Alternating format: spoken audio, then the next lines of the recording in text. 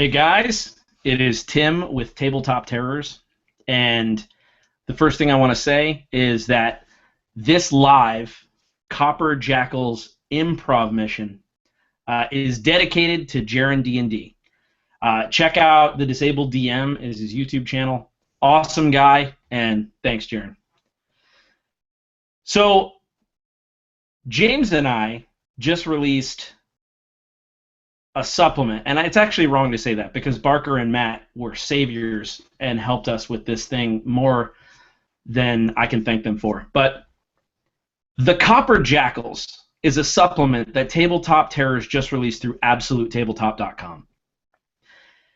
The Copper Jackals are an elite paramilitary squad-based set of D&D rules that you can plug directly into existing 5th edition characters and create amazing, super-powered, awesome fighters. And they grew out of our homebrew campaign world of Dragongrin.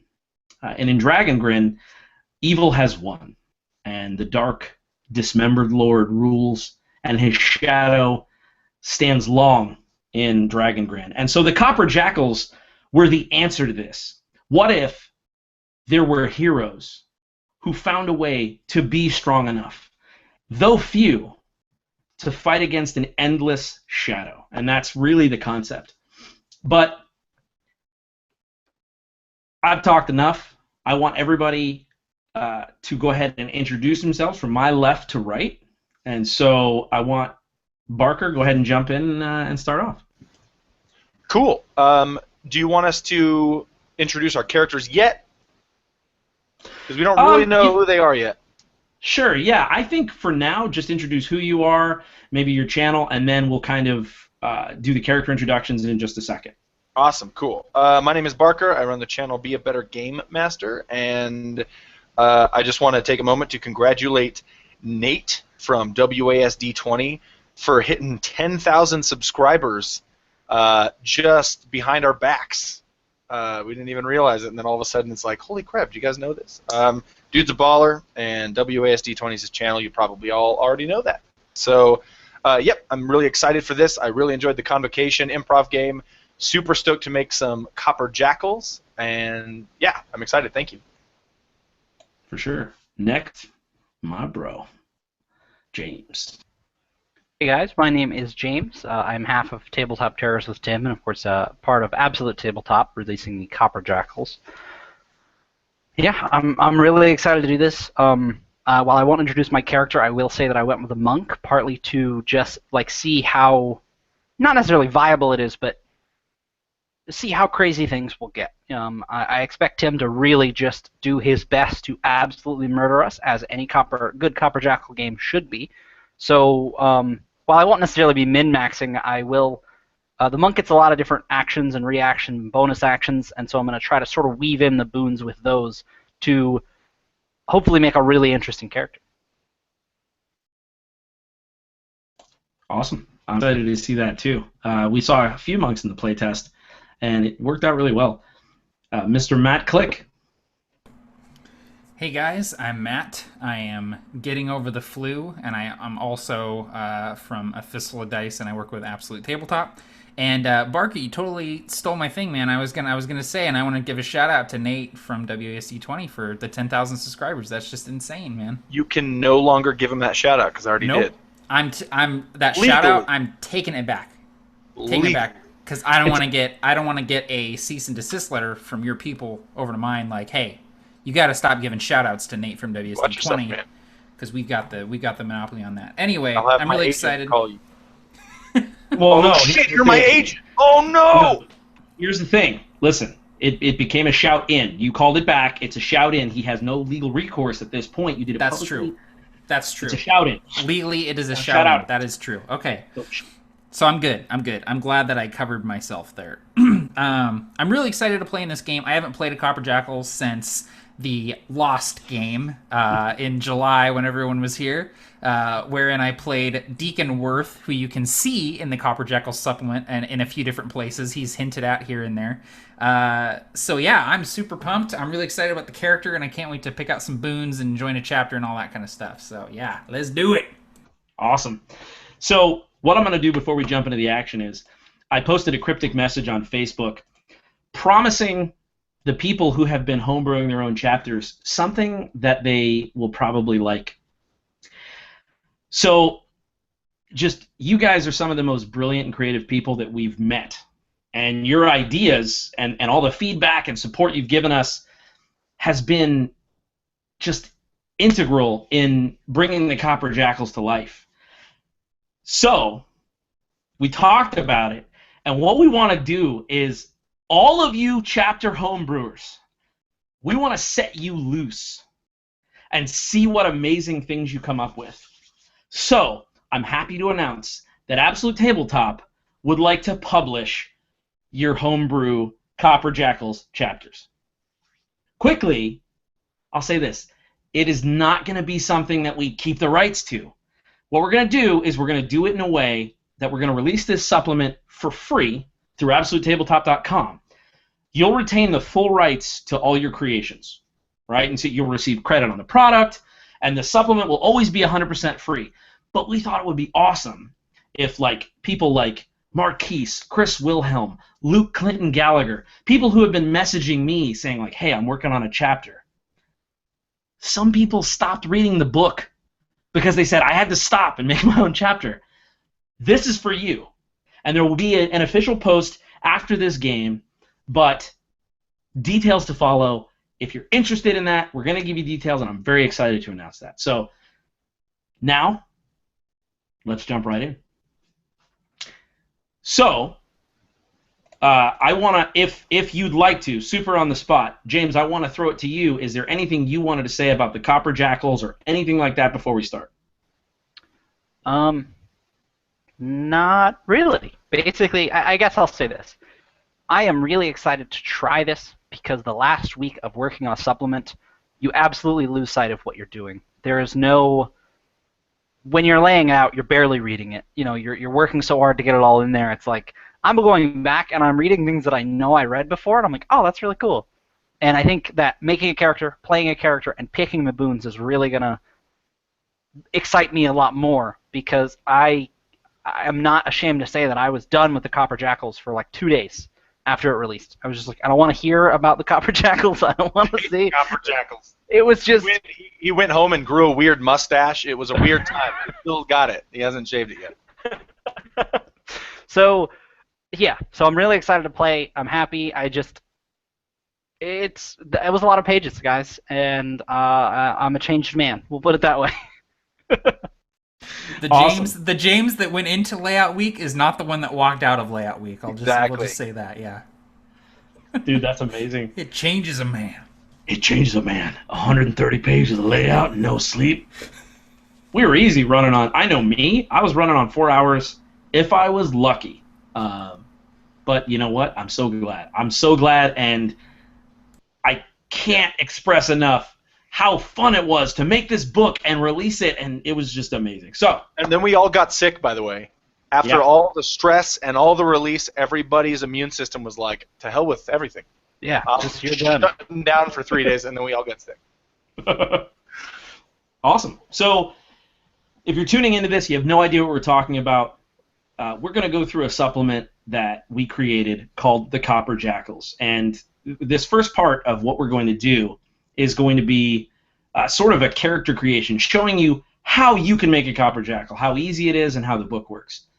The second half, we're going to roll some random encounter using some of the tables from the book, and then I'm going to try to kill these guys.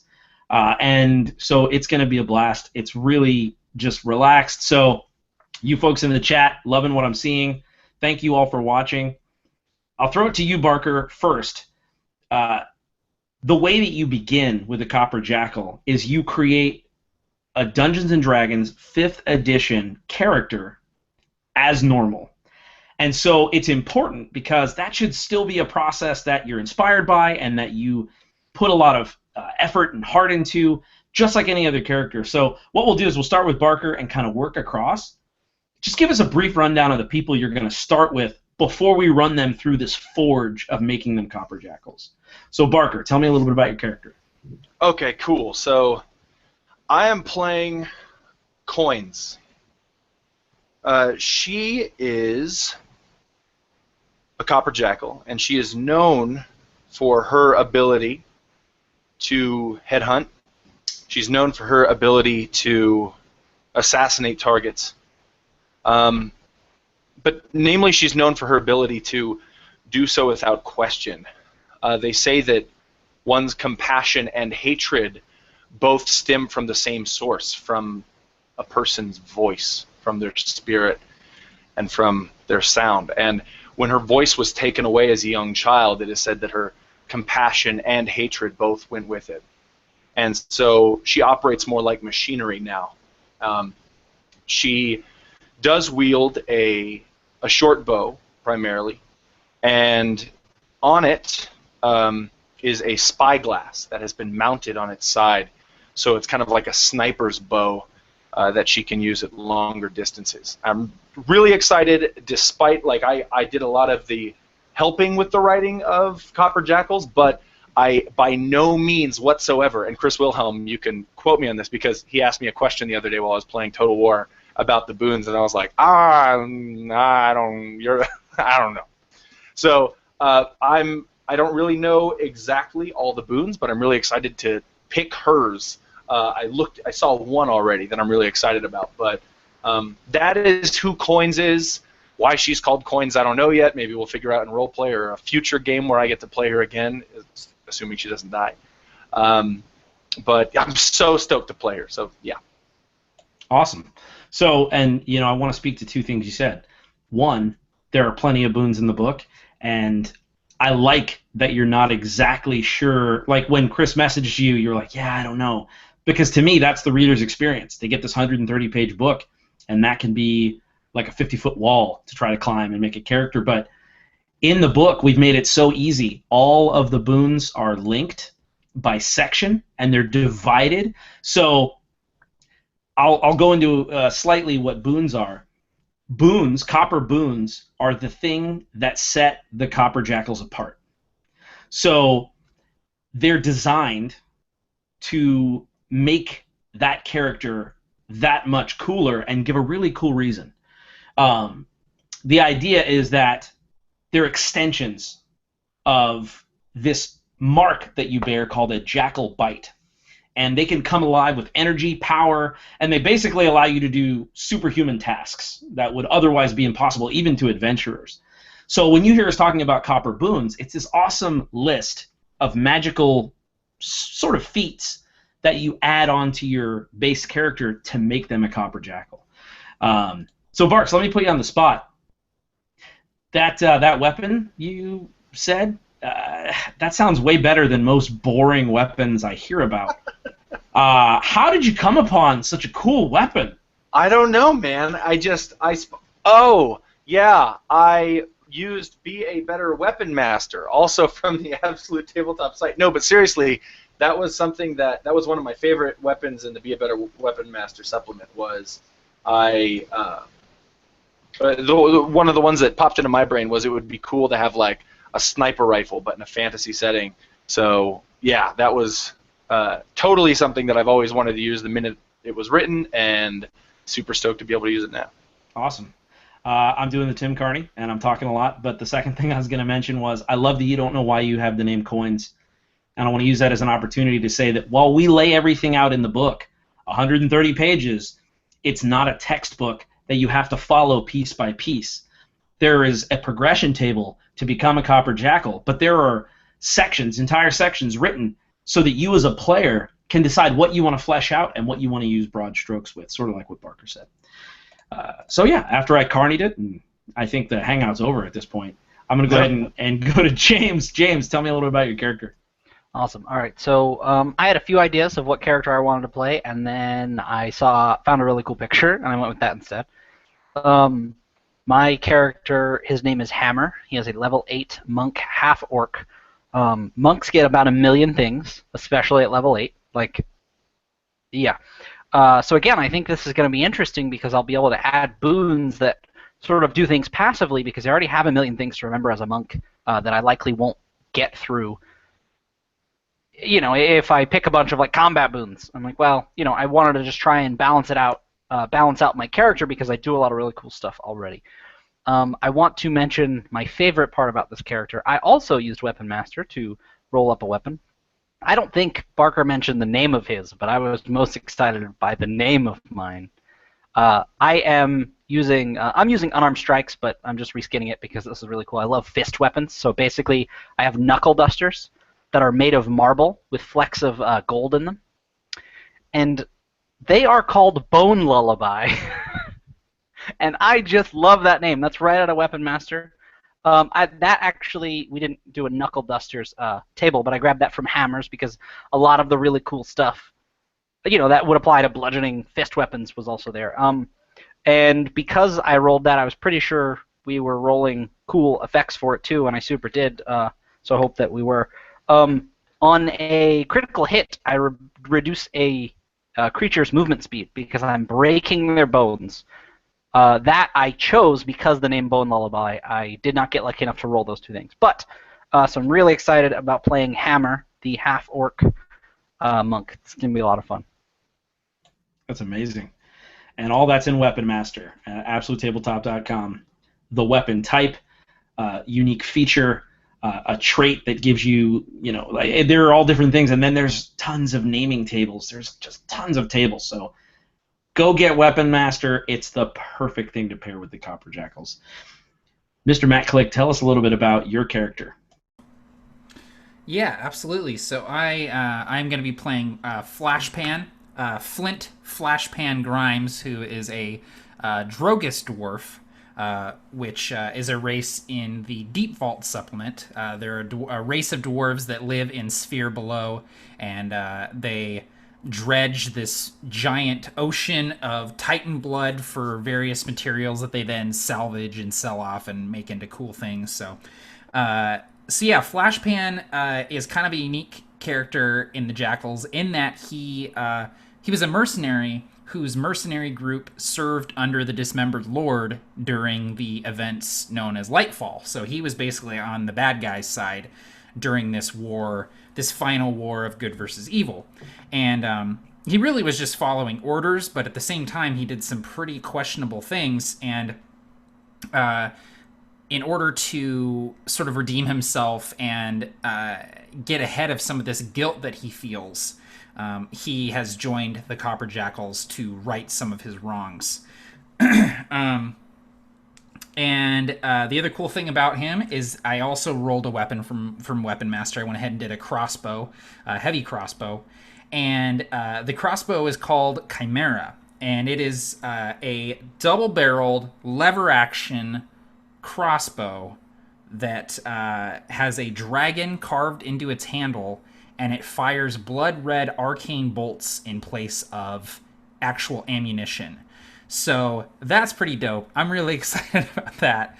And I'm really excited to get Flashpan some boons here.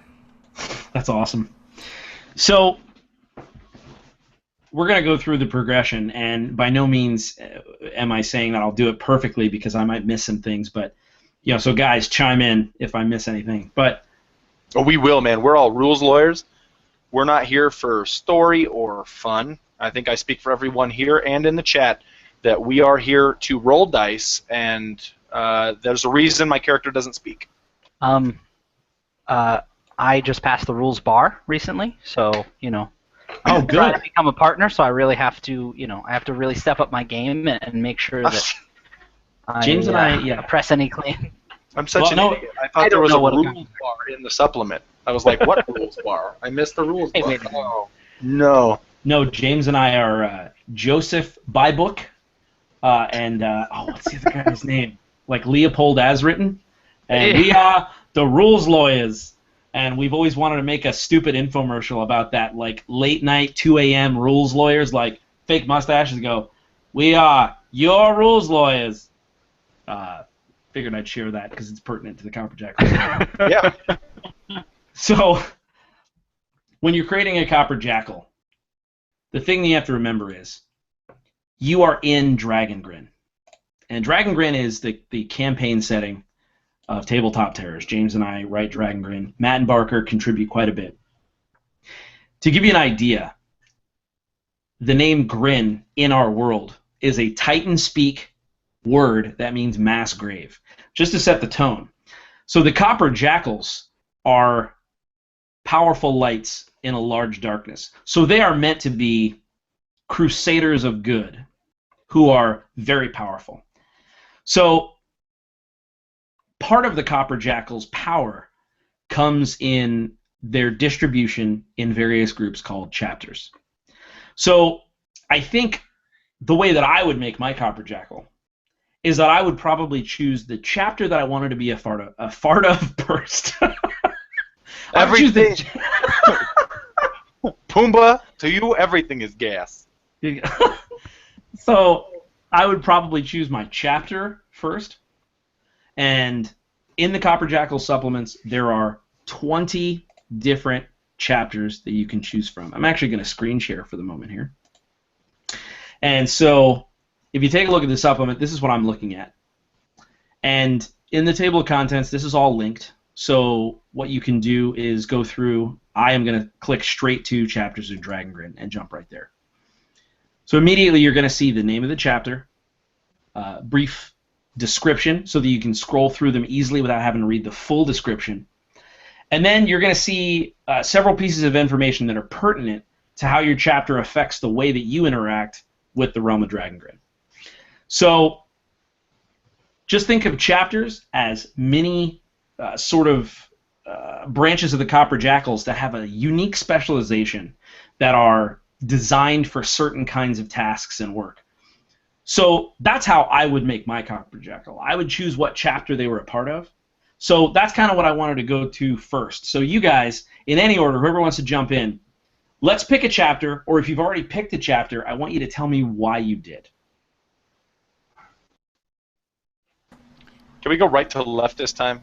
Yeah, that's fine. We didn't have to do it in order. So yeah, Matt, you're on the spot. Listen, guys, I'm always first in line here, and I'm like, help a bro out. So I'm thinking I'm going to go with the Fire Ants chapter. I was thinking of potentially going with the Arcanics of Nil, but the more I thought about Flashpan, the more I thought about kind of just explosions and fire and destruction and stuff like that, and carrying that through the character and reading through the Fire Ants stuff.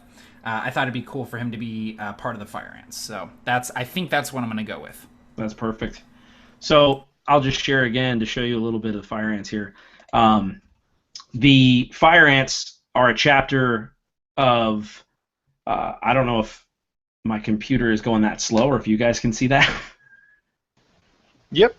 Awesome. Let me see if I can just share the actual book itself only. Yeah, we were able to see the PDF. What do you mean? It wasn't scrolling for you, or? No, it wasn't actually switching over. Like it's just, well, anyway. So like I'm just seeing like a locked up version of my own screen as per Tim's normal internet. So I'll just go off of my memory, which is I know that the Fire Ants basically create arcanic explosives. So kind of what Matt was saying. So this chapter is dedicated to being demolitions experts. And look at their motto: fight fire with fire, yes, but also fight anything else with fire too. And so that's awesome. The chapter renowns are what I'll go over next.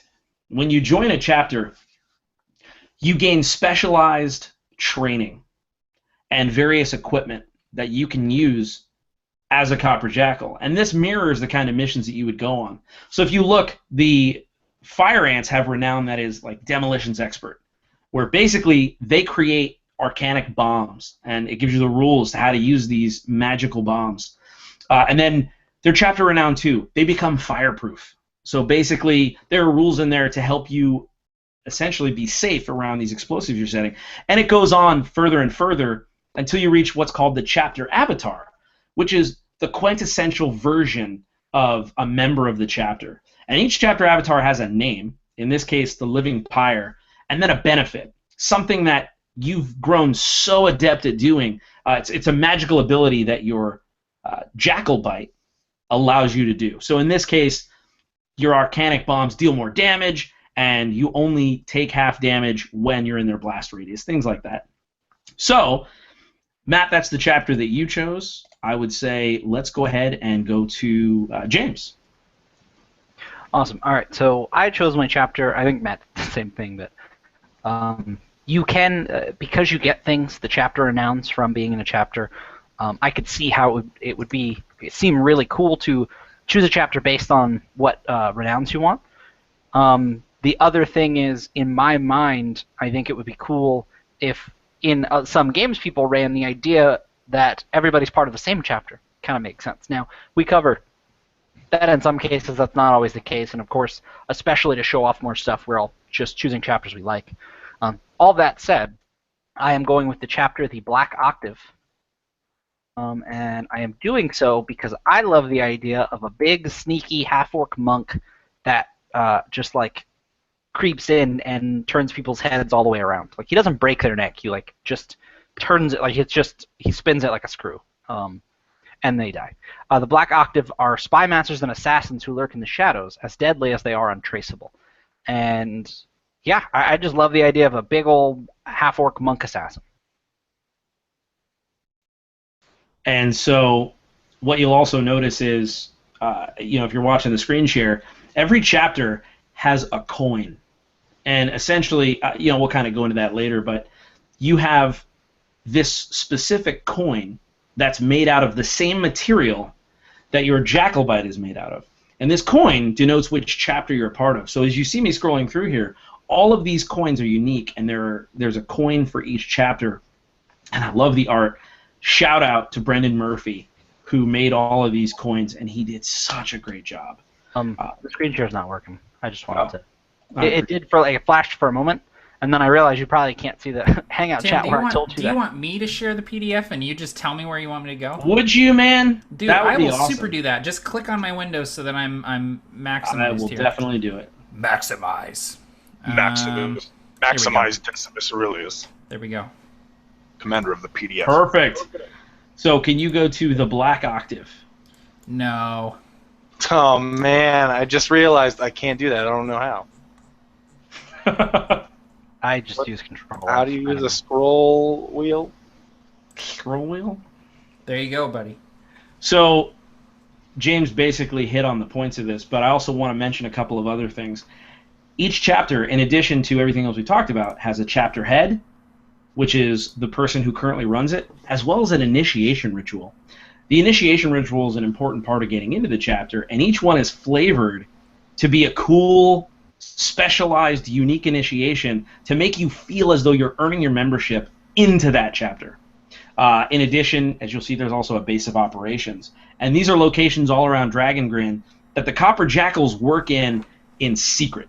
So there's a lot of cool little lore and flavor here, like all the chapter heads have names, all of the initiation rituals are spelled out, and the bases of operations tag certain locations around Dragon Grin. So rock and roll, man. Thanks for sharing that, Matt. So next, Barker, we have come to you. Which chapter did you choose, and why? So I chose it actually just now. Fire ants are cool. Don't get me wrong. The Black Octave also pretty neat. Hoo-ah. But I just went ahead and picked the best one, unlike you guys. And I'm going to go ahead and choose Onslaught because it's just undoubtedly the coolest chapter. She coins belongs in Onslaught. She belongs there. She has a death gift. And what Barker's talking about is the Onslaught chapter's motto. No, it's actually their description. It says they don't have a death wish, they have a death gift. And it's for you, DM. And it's for you. Whatever Barker. you bring. No, I'm going to use Onslaught against you guys. I'm going to Onslaught monsters. No! Yeah. Foiled again. Foiled again?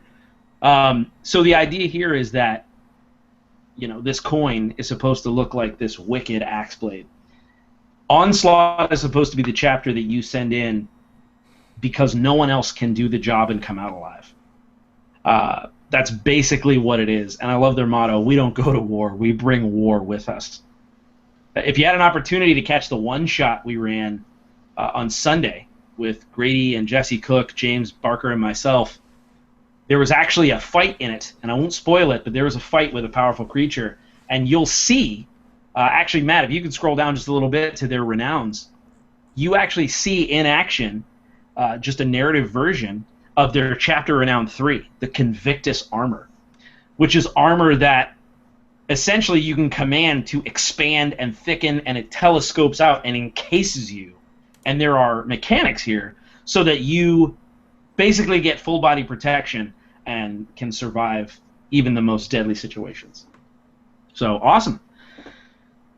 So the chapters come with all the things we've discussed, the chapter renowns at certain levels, but what makes each Copper Jackal unique is how their Jackal bite develops and what are called copper boons, like we talked about earlier.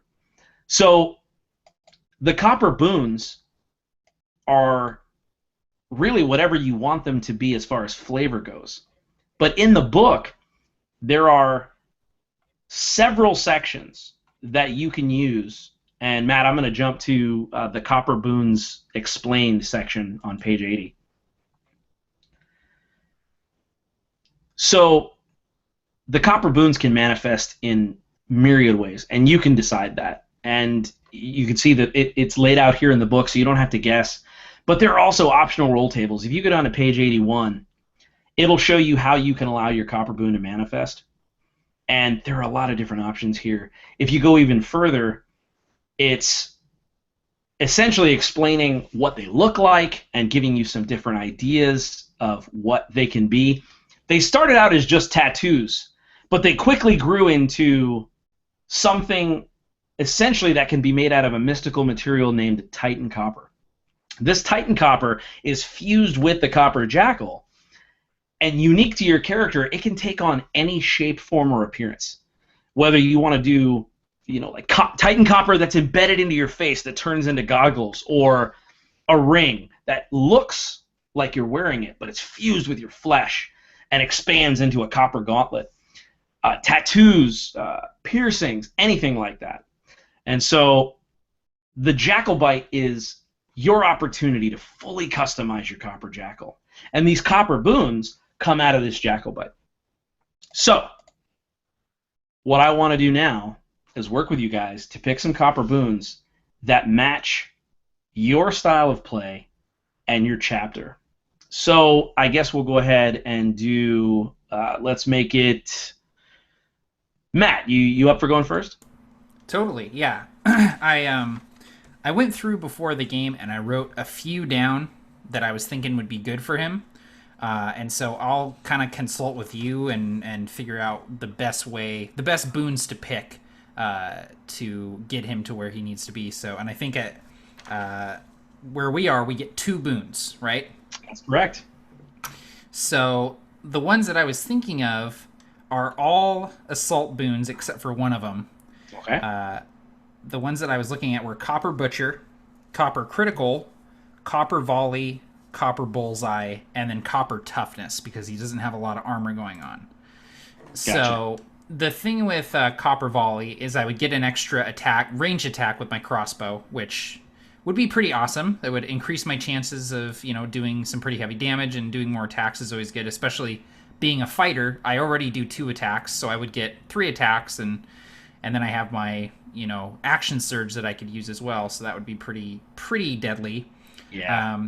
The one that I was probably most interested in, though, was Copper Butcher.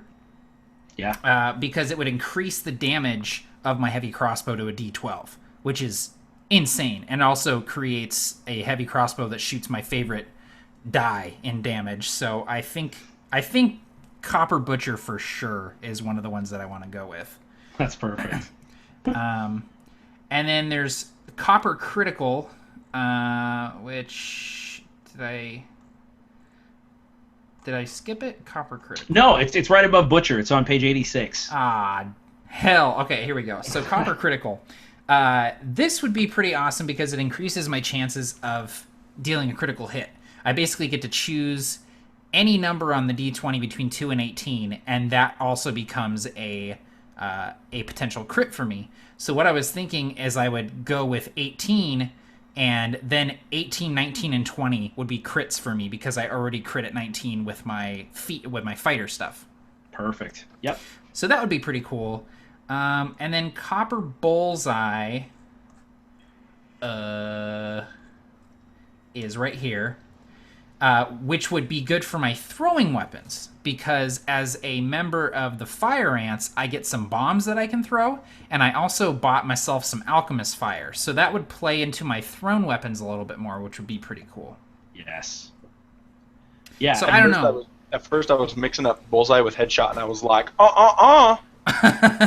No. No one gets between me and my man. No, I'm gonna be a sniper before you are, Burger. No, I'm building this guy like a scatter gunner, going like trench shotgun, just going up as close as possible and putting a bunch of shots into somebody because I took the feat that allows me to not have disadvantage when I fire a crossbow up close. And I also ignore the loading quality of crossbows, so I can pop off as many shots as I have attacks. So that's pretty awesome. That's very awesome. So my question for you guys would be, do I want to play more into my crossbow stuff and basically max out the damage that I can do with my crossbow with either increasing my critical or increasing the number of attacks I have? Or should I do more damage with thrown weapons, or should I increase my AC a little bit? Because right now I'm a little squishy. So can I jump in there? Please. Yeah. Matt, when you were describing your character, I imagine Sean Connery in The Untouchables with that guy is broken into his apartment. He's like, cause yeah, totally, totally. Dude, I would go with the crossbow stuff. Okay. I would go with that ranged weapon, man, because that's your bread and butter. Okay, so I think what I'll do then is I will go with Copper Butcher, and I think I'll go with Copper Critical and increase my critical range to 18. Perfect. I think that's what I'll do for my 2 boons. So really maximizing my effectiveness with the crossbow. No, dude, that's perfect. Leave it to a war maker to bring a knife to a gunfight. Yeah, man. And where's and Nitty? He's in the car.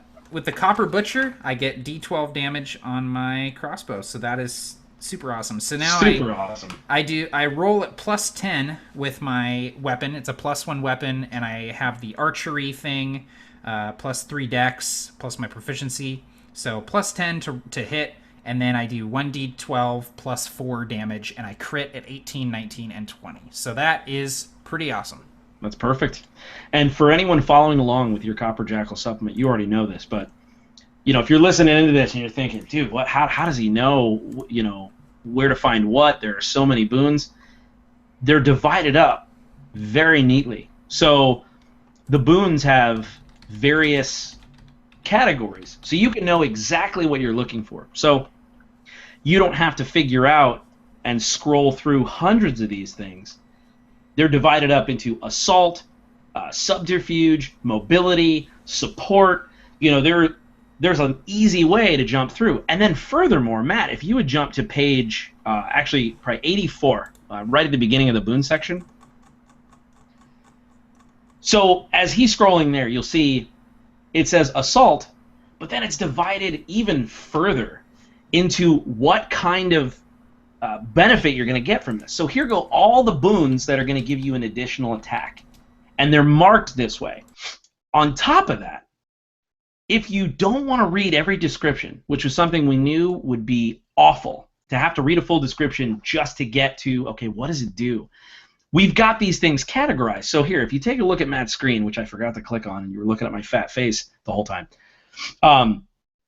it's laid out so that it says assault, additional attack. And then the table reads, I want to, and there's a quick, punchy 1 or 2 sentence description. I want to grapple as a move action. If that catches your interest, you jump over to the mechanic, the level prerequisites, and then it shows you what kind of feature it is. Is it melee? Is it ranged? You can scan through these very quickly, and anything that catches your eye, you can jump to it and then read it if you want to. We've got it divided up like that so that you can just have a good time and flip through, making it rain. Yeah, I think it took me about like 2 or 3 minutes to find 6 boons that I really, really liked, just because it was really easy to see what everything does just at a glance, and then if you're interested, you can go and actually read the mechanics of it and see if it's something that works for you. So, yeah. Awesome. So, who's up next? You want to go Barker or James? I'll go next. No, rock, Do it paper, for- scissors! Oh, no, rock, paper, We scissors. can right still now. do it. I didn't, like... James, I've been looking for James, an you already opportunity. said it, man. No I've been takes looking- back. I've been looking for an opportunity for 2 years to use the word Rochambeau in a real sentence. Oh, okay. Y'all need to do some Rochambeau. No, really? Okay, really quick, honestly.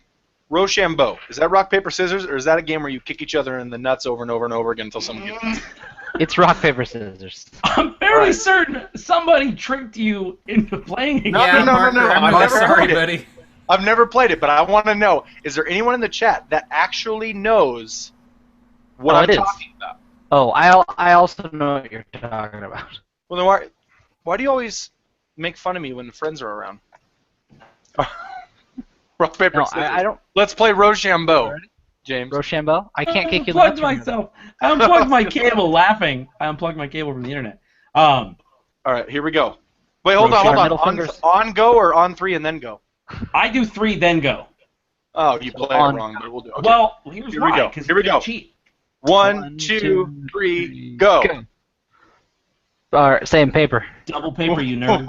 Okay, I got paper 2. Yeah. Yeah. Here we go. 1, 1, 2, 3, go. go. Oh, I'm stupid. Oh, scissors. You did it. You I got knew you were going to double throw. I know. See, you know, it's funny. I think Barker will double throw. But he did, 'cause he's smart. I don't have the chat loaded, but I'm sure people Can are I- going wild saying, unclick from Matt, Tim. You're the worst at Hangouts. Lloyd, the Jarl DM, says Rochambeau is not kicking, so that's all I need. It's, He's Okay. weird enough law. It I can think be. that's from South Park or something. I don't know what it is. But. As an extra bit of very non-interesting, disagreeable lore, the game that we know as beer pong is actually a game called Beirut, and beer pong takes place with actual ping pong paddles, as far as I know. But it's the same kind of thing where you're like, well, it depends on who you're around. There are a lot of people in the chat saying that Rochambeau is, in fact, nut kicking, or involves, in some form, kicking of testicles. Are they spelling it right? Because I don't think so. Yeah. I'll receive your apology letters in the mail. It's got a CH and an EAU in it. So here's what I think. There's an Copper Jackals. opportunity here for someone to trick a lot of people into being sterile, and they took it. So they're like, I know what to do. If we can convince anybody to kick each other in the nuts forever, they'll never have kids. It's like the Darwin Awards for sterilization. Don't kick each other in the nuts repeatedly. Play paper, rock, scissors instead. And that's in the supplement. Yeah, it is. That's like James said, it's lore. I like how you called beer pong lore. Yeah, dude, in Grand Rochambeau, some posit that it's rock, paper, scissors, and others believe it's kicking each other in the jambos. so James, Okay, Can all I right. kick you in the James jackal picked. bite? Well, who won? I missed it because I was Barker won. stupid. Okay, I won, and I'm picking my boon right now. And I have the first one lined up. pick He's Rochambeau. going to take Copper Rochambeau. Yep. Copper Roshi. You may throw twice in any rock, paper, scissors, or kick twice in any nut savaging. My jackal bite is going to be a steel toe on my boot. Better bow someone's Roshams. Okay, all right. So I'm a sniper. That's what I want to do. I want to be a sniper. So I'm going to pick Copper Headshot first. Nice. I like the idea that if I reduce a creature to 0 hit points with a ranged weapon attack, I may immediately make an extra ranged weapon attack against another creature within range, and I can do this as many times as my proficiency bonus. Now, I imagine that he's like Barry Pepper's character in Saving Private Ryan in the tower, just like pow, pow. I imagine she fires at enemies kind of like that, except without speaking. And she doesn't go into towers because anyone with any knowledge of military strategy knows that it's stupid to put a sniper in a tower, but it's a movie. Spielberg is all right. Anyway, I was thinking the next one would be Copper Sniper. I mean, I know that Matt picked out a bunch, and we all kind of helped him pick, but Copper Sniper makes sense. Copper Snacker makes sense because she gets hungry, but because she has the spyglass mounted on the bow, so I imagine that just makes sense. That she can add range, which equates to 40 feet to the range of her ranged weapon. So, and she doesn't get disadvantage on my attack rolls from long range. So, I think that would fit with her character real well. That's perfect. And so it can be that easy. Sometimes you open the book and you go, oh yeah, these two, even back to back, because they fit a certain playstyle or they fit a chapter. And the opportunities are endless. There's no reason why you can't make an incredible sniper that's part of the Arcanics of Nil. These Copper Jackals are warriors first. And so it's really cool to see you guys picking boons. So if there's nothing else you want to go over with boons or any other selections you want help with, Barker, I'll jump right over to James. Can I do that? I like these boons. Do it big. Yeah, that's perfect. So cool. Rosham Jimbo. All right, so I have chosen my boons because I had time to look while they chose theirs. I didn't choose them before, but just like you said, Tim, it's really helpful to be able to go down the left column and just say, okay, I want to improve my armor class. I want to gain temporary armor class. I want to, it's split up in such a way that really you can just scroll through and find what interests you. And like I said, I haven't honestly read through this yet, even though I laid it all out.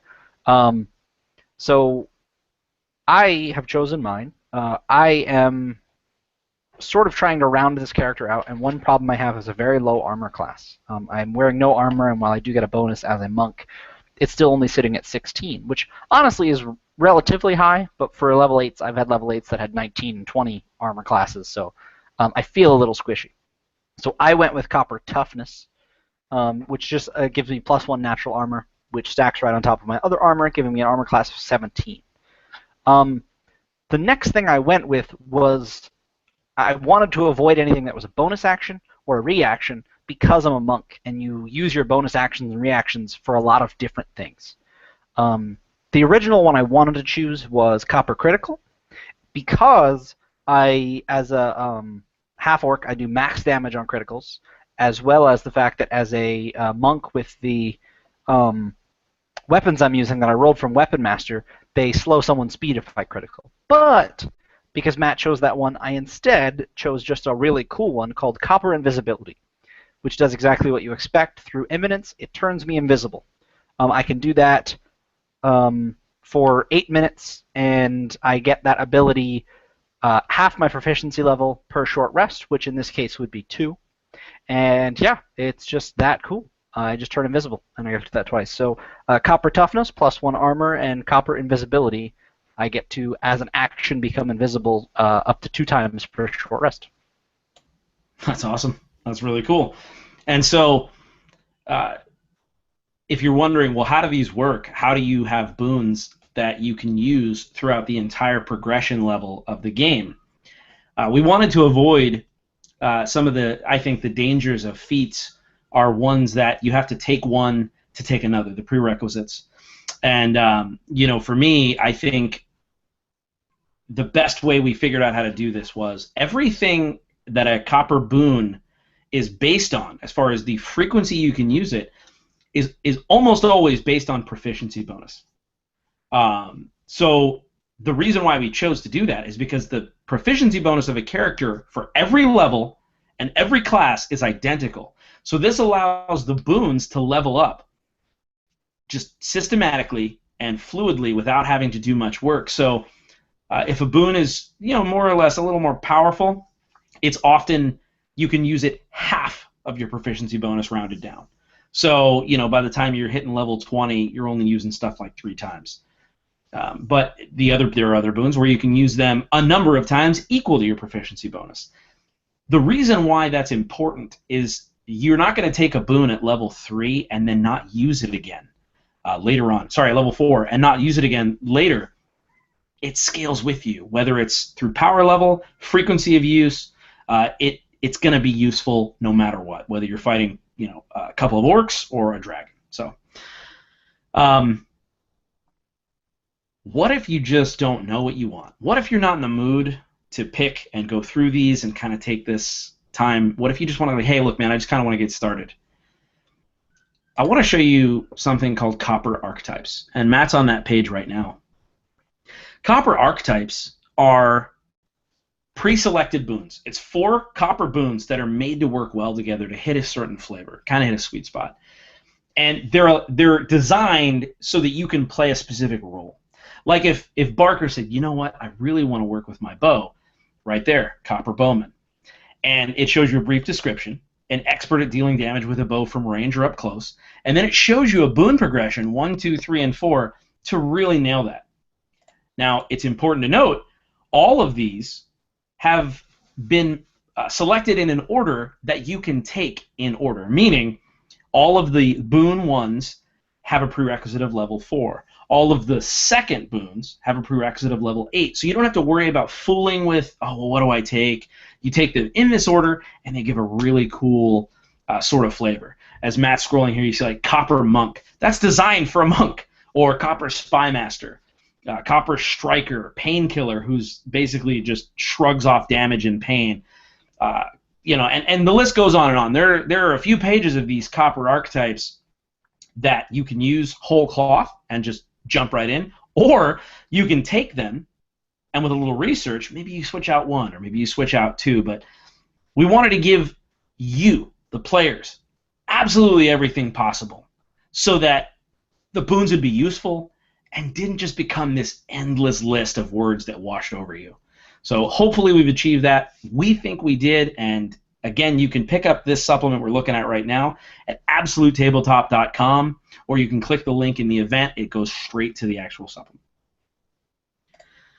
So, does anyone have any questions or anything else they want to go over before we jump in? I know we kind of left some of the lore out, some of the progression stuff out, but I kind of did that on purpose just so we can kind of get into playing. But what do you guys have to say? Well, go ahead. I was just going to say, I think it'd be cool if we all described our jackal bites. We haven't talked about the jackal bites yet. Yeah! Oh, yeah. And I don't know what my jackal bite is or what it looks like yet, and I know there's some roll tables that can help us figure that out, so maybe we do that. That'd be awesome. Matt, if you're down to do a roll table, why don't you find that in the supplement? Okay. And then while you're doing that, Barker and James, do you have any idea what your jackal bite is going to be? Or Hell yeah. So, all right, so you know, Barks. Barks. Tight. So, Barks, you tell me, what does Coin's jackal bite look like? Her jackal bite is very similar to like a Sub-Zero mask, where you can't see it until she shows Copper, which she often does, and it kind of covers just this part of her face, just nose and mouth and below, and it's the bottom part of a skull. So you see her eyes, but you see the skull's teeth, and the nose is like that empty hole where the nose would be, and it's just like the lower jaw of a skull, which I think fits really well with Onslaught. I love that. And you mentioned a phrase I want to hit on, showing Copper. We thought in D&D, in most fantasy games, characters are armored for the most part, and they have layers of clothing. So we thought if people don't have a jackal bite on their face, their neck, or their hands, you'll never see it. And so we thought it'd be really cool. And so showing Copper is an opportunity to it's akin to flexing a muscle with the jackal bite itself. And so you cause it to momentarily show this sort of copper outline. And it can be anything you want, flavored however you want. I imagine it almost looking like a whiff of light or smoke that just sort of comes up momentarily, and you can show Copper to prove you're a jackal. So if your bite's concealed, in her case, if she were to show Copper, it would just be this haunting visage of just the skull just for a moment, So that's what showing Copper is. I wanted to kind of go into that because I think it's cool. Matt, did you find those roll tables yet? I did, and I went ahead and rolled, and I got a 6 on my d12, which is replacing a body part such as an arm, leg, eye, or fingers. I thought it'd be cool if he was maybe missing one of his legs that got blown off through one of his explosions, either during Lightfall or during his initiation with the fire ants or something like that. So I imagine that his maybe his left leg is kind of almost skeletal looking and copper and metal in appearance. Dude, I love that. And maybe he walks with a slight limp because of it. I love that. And it's up to you as a character. I kind of like the idea that he made it through Lightfall unscathed. And that it happened during the initiation. That's your call, but like when you said that, I was like, dude, that would be like it cost him something to get in. Right. No, I like that idea for sure. So and awesome. I think that he's happy that it cost him something because he's looking to redeem himself and honestly like pay back some of the damage that he caused during Lightfall. So I think he would be more than happy to give up a lot more than his leg to the cause of the Copper Jackals. Right. And I love that, going in with guilt. For anyone watching, Lightfall is the world event where evil won. So there's a lot of guilt there. I'm excited to see how you play that out. All right, James, let's roll up some J-bites. Awesome. I will say, okay, so real quick, addressing something that was said in the chat, the link in the description was having a little trouble. In my eyes, as far as I could tell, the idea was it was copied and pasted and potentially done again because the ellipsis that YouTube automatically puts on there, it put on there. So it works now. If you're looking for the supplement, you can find it in the description if you reload. As for my Jackal bite, I rolled there are 3 tables in here, and the first one I rolled was an 8, jewelry such as a ring or a necklace. So that will be, the first part, and then as far as the design goes, I got tribal pattern number 6, and so nice. Exactly, and then I didn't roll on the anatomical location because basically not only was that sort of enough inspiration for me, these are all optional roll tables. The idea is it doesn't make sense necessarily to, it's jewelry, so I don't need to know where it goes. I'd rather decide that, than have it decided randomly personally. So the idea is being a piece of jewelry, I imagine it is a necklace that he wears, probably with all manner, just in my mind a very half-orc style, a rough leather necklace with, teeth and bones of different things, potentially human and other creatures that he's killed and taken trophies from. And that's a Jackal bite. So it's always visible, but when he shows copper, it sort of glows and you realize that it's not actually necessarily just, a normal piece that's infused with Titan copper. Yeah, I love that, because here's the other thing. Some people have asked me after the supplement has come out, they're like, hey, I noticed on the roll tables there were some items that didn't seem like they were infused into the person.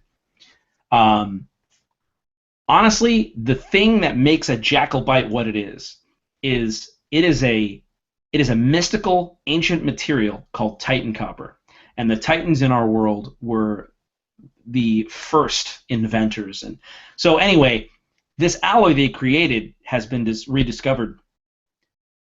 I would probably make it so that the necklace itself was fused into my chest, but the leather itself was around my neck. But you don't have to. The Titan copper doesn't necessarily have to be infused into you.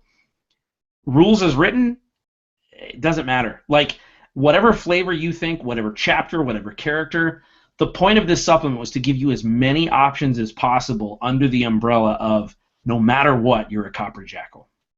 And so, James, based on that, what is yours? Is yours something that's fused to your chest, or is yours a necklace that is autonomous of your body?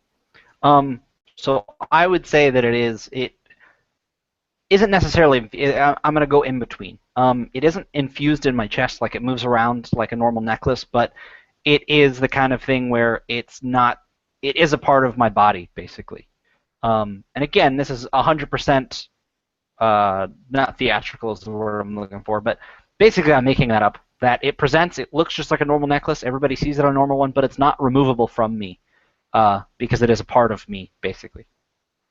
I love that. And the idea behind that is I wanted, and you wanted, we've had this discussion, we wanted players to create any Copper Jackal they could imagine and for it to be flawless in that it's whatever they imagine, whatever they're inspired by can work within these rules. So I think it's pretty baller. Well, that's everybody's Jackal Bites. We worked through chapters. We worked through boons. Is there anything else you guys want to cover before we jump into the mission, which is where I'll cover the Copper Vow? Something I did want to say was, to me, if you're playing, like, for me personally, if I wanted to run a high-level Copper Jackals game, I would do it this way. I would tell my players what level they are, and I would basically have them choose the things they wanted. As far as boons go, for me, I might choose a chapter or come up with a reason why multiple chapters would be coming together. But in my mind, everything else between the minting and everything else would be narrative. And I would want the characters to keep it in mind, but they can basically come up with it and use it in the story, but it's not something we're going to play out. But in the same respect, I wanted to say that because we've had people run minting sessions where they aren't Copper Jackals yet. They just have their copper chunk and they're trying to get into the Copper Jackals. So I just wanted to highlight the idea that you can do it this way, or you can do it where you progress all the way through, or you can make a level 3, have him or her initiate it, go through all the stuff, and then jump to level the next level you want to get more cool stuff. You can do it however you want. There's no reason you have to start at the bottom or you have to play from level 1. It's D&D, so we can just do it. We jumped in with characters, we gave them a bunch of stuff relatively quickly for how many things they have, and I think that's awesome. Yeah, that's a great point. And I actually, Matt's jumping into a section that's called Copper Chunk and Minting. So I'll cover this very briefly because I want people to know that we did work this into the actual rule set. Like, there's a way to progress. And exactly what James was speaking to, there's something called a minting, which is essentially, it's just what it sounds like. It's like the minting of a coin, figuratively and literally. The Copper Jackals give you, if they're recruiting you, a copper chunk, this Titan copper chunk that we've been talking about. And there are rules in there to run this minting session that James talked about. And it's something you can work with your game master to figure out what would be the way that this Titan copper chunk that was given to you because you show potential, how would you progress and go on a mission, and what things would occur so that that Titan copper chunk can magically turn into a coin, that coin that represents your chapter. And so that is what we're talking about. So as James said, you can do that entirely narratively. You can also, like, one of my favorite things that I want to do, I want to create a character where I don't even think about the minting. And then what I want to do is I want to flash back to it as I progress as a jackal, and then eventually figure out some life-altering decision that happened to my character during that minting, but I'm going in not knowing what that life-altering decision is. Maybe I'll make it a tragedy or an ultimatum, but I jump in, like James said, level 8, and then occasionally I might flash back to this, and then maybe someday, the game master and I decide, hey, let's run this minting. I've discovered what I want it to be. So that's what James is talking about, and that's essentially what we're doing. And there's also actual written guidelines if you want to skip the minting and do it narratively, or if you want to play it out in the book. So also, a lot of the chapters, actually every chapter, has an initiation ritual. I'm not sure if you talked about this or not, but where you can actually play out that specific chapter's type of minting or initiation. Like, for instance, Onslaught.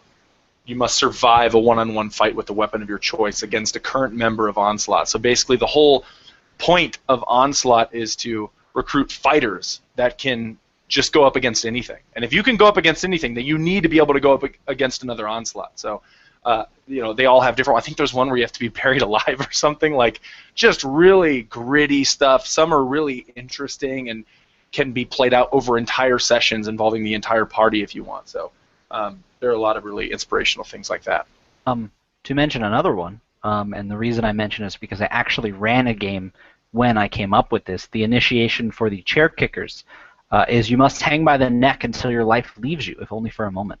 And I actually ran a game where that happened. I had 4 players, and they were getting initiated, and that was the situation, is they were hanging by the neck, and it was really a lot of fun, and it's the kind of thing where you can play it, or like we said, basically we'll potentially, story-wise, mention things that happened in our initiation later in the game, depending on how much we play. But the idea is it's still a part of your character, just like a background or a flaw or something else, even if you don't play it, and I really like that idea. Yeah, one of the cool things about the mintings is that there are multiple ways you can go about it. Like Tim said, you can flash back to your minting and like start as Copper Jackals. You've already been minted. Forget that. You're already sergeants and lieutenants. Theoretically in this situation, you're already the Expendables. You don't have to role play out becoming the Expendables type of thing. But like I said before, like there's some cool adventure opportunities for GMs who are like, you know what, I really want to run a minting process for an entire party. What I might do is I might do a mission, and this is kind of like James said, a session, like a 4-hour session where the Copper Jackals are on a mission, and every like 20 to 30 minutes or so, I'll flash back to the minting where they're all together getting to know each other, and then come back and they're in the mission, fighting enemies, and then flash back to the peaceful, maybe there's a masquerade ball initiation ritual type of thing, so it's nice and there's nice music and it's peaceful, and then everything is surrounded by fire, and just do that for 4 hours until the game is kind of done, until we have told 2 stories in the process of one game. I would love doing stuff like that. I think it's interesting that you mentioned that, because while it wasn't calm by any means, when I ran the chair kickers game of their initiation, that's what I did, is I kept flashing back. We started with the action, a very important staple to a Copper Jackals game.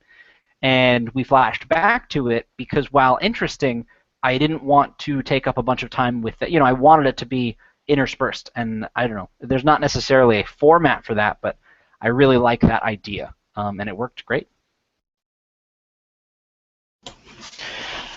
Well, I think it's time for some high-octane action. Yeah. Right? Me too, man. I got the nitrous ready. Yeah. I've been waiting to push that red button and make my Toyota Supra go a little bit faster. Oh, Drift Edition. Copper Jackals Drift. So, the question that comes up a lot. the Furious Copper Drift. The Copper Drift. Copper Drift. Dragon Grin Drift. That's how we defeat the dismembered lord. We drift up his dark spire. We initial D into Grin. Dude, initial D, yeah. My Jackal bite is rear spoiler, just huge on my front wheel drive car. It's just, and it makes, and it's, my Jackal bite is a sticker on the window because I'm totally sponsored. I'm totally sponsored by C-Jax. Listen, what's the tech level in Dragon Grin? Toyota Supra. Copper Superman. Only. So the question comes up. We go through all these powers, all these additional things that you add onto your 5th edition character, and people say, well, won't it just be a cakewalk? Like, what's the point of this? Isn't it going to defeat challenges? And I will say that the words that people use are broken or overpowered.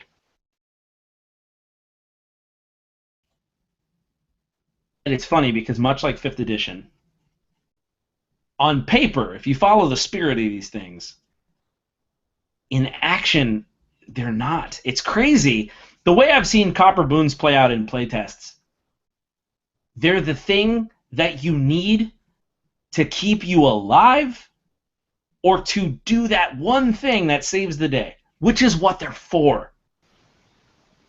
And can I jump in here and you guys tell me if you disagree? But Please. When some people might say, "Oh man, they're overpowered," I think, well, yeah, like that's what the goal was to make overpowered, expendable, superhero-esque, Mission Impossible infiltrating Copper Jackals. But that doesn't mean that the GM is, well, nothing. I guess nothing I throw at them is going to be, dangerous enough. In a game where you quite literally control the environment around the characters, there really is no such thing, because you can always throw something bigger or meaner. And what Matt just pulled up is, the XP thresholds that a lot of people use for, basic 5e games, or, a lot of games have something like this. And we added a whole new column called Copper, just so you can say, you know what, I want to make, usually if you want to make something medium for Copper Jackals, you actually use the hard column. If you want to make something hard, you use the deadly column. But if you want to make it deadly, you use the Copper column. If you're going by the book, something like that, it's good for guidelines for sure. 100%.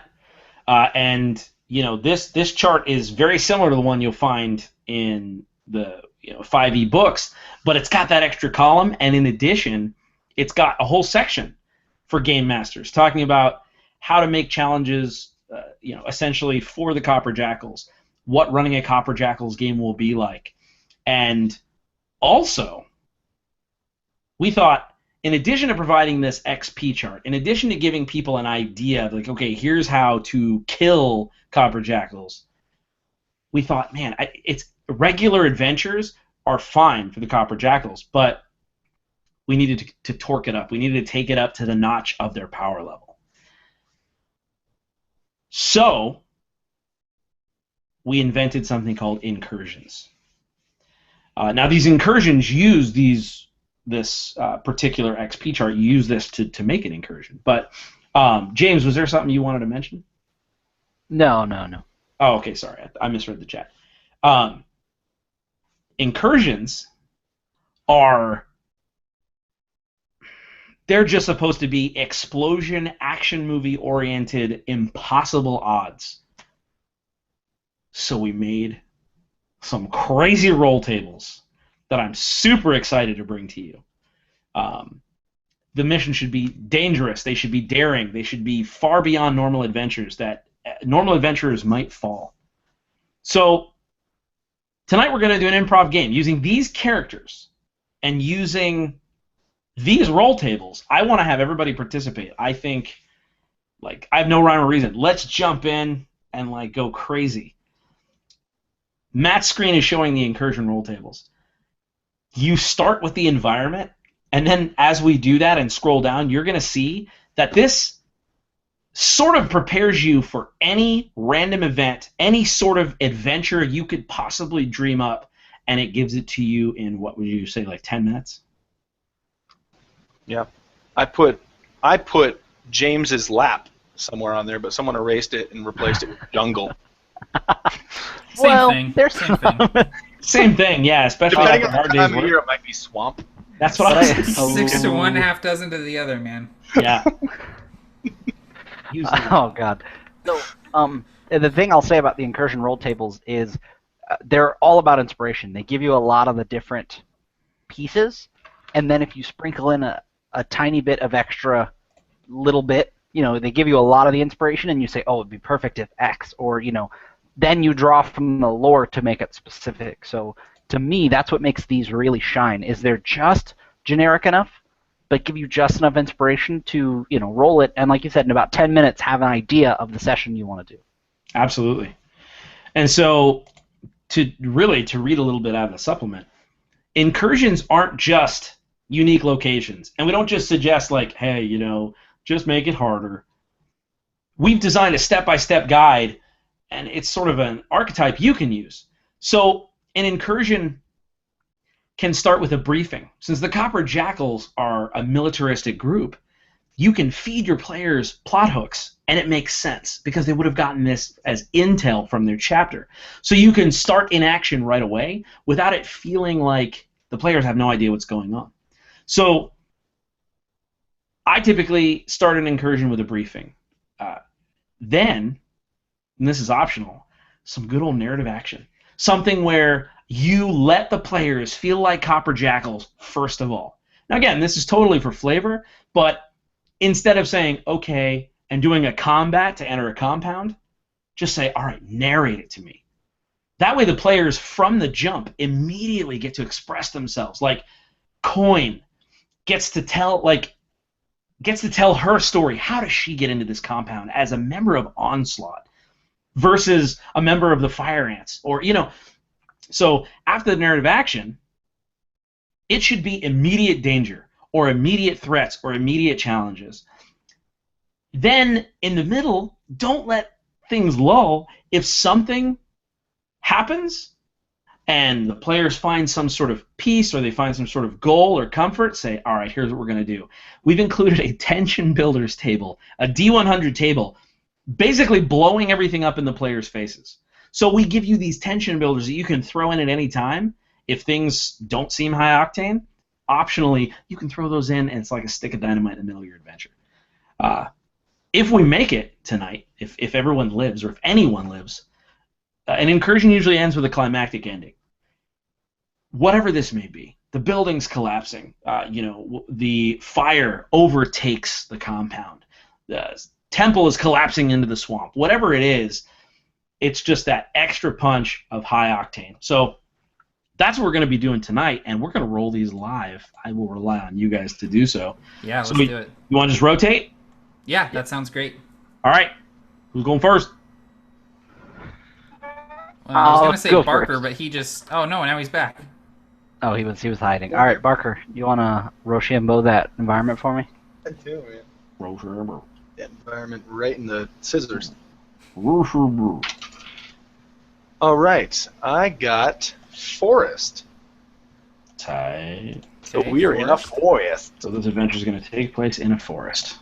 All right, I guess we'll just go like we're playing high school volleyball, and we'll just Z back and forth. Oh, we're gonna high school volleyball. Yeah, I'm At like, what that's- point do I get made fun of by the bullies? Right now, you're terrible at volleyball. Like- I am. Yeah, we're going to take some video of you as a warning to people who want to play volleyball. Like, don't do this. Don't do this. Is gonna be intro video. All right, so Forest, who's rolling next? James, you're rolling next because you asked who's rolling next. Yeah, that was the plan all along. All So right, if you're looking living at Matt's- dungeon. Okay, Just I'm gonna sorry, get- I interrupted you get there. this out. So this D12 Yeah, I'm ready to get this location. bitch started. I hear you, man. Just relax. So this D12, we did start. It's a cabin cart. I just want to explain what they're looking at. This D12 gives you the first thing, and then there's a ton of optional roll tables. So, like, okay, James, you rolled Living Dungeon. I want you to roll the D4 to tell me what kind of Living Dungeon. Within or atop a dead creature. Hell yeah. All right, so atop a dead creature. All right, Matt. Didn't we do a sentient? Okay, with atop a dead creature. Okay, cool. All right, now I'm rolling the threat with a D4. I got a natural disaster. Do you want me to go ahead and roll This the is D12? like the same as convocation. I'm going to have you roll that again because it is the same as a convocation, and as much as I love what we did, I don't want it to seem too much like Okay, it. I just Yeah. rolled I guess what I rolled. A 4. A natural A disaster. natural disaster. I'm going to roll again. A horde of enemies. That's better. So now I'm going to roll the D6 horde for of the horde enemies. of enemies. A horde of tornadoes is what you're gonna get. I got scrapper goblins. Oh hell yeah! Awesome. We're going to lorecraft on this piece. Awesome. All right, who wants to do the action starter? Me. What? No? You can't do it.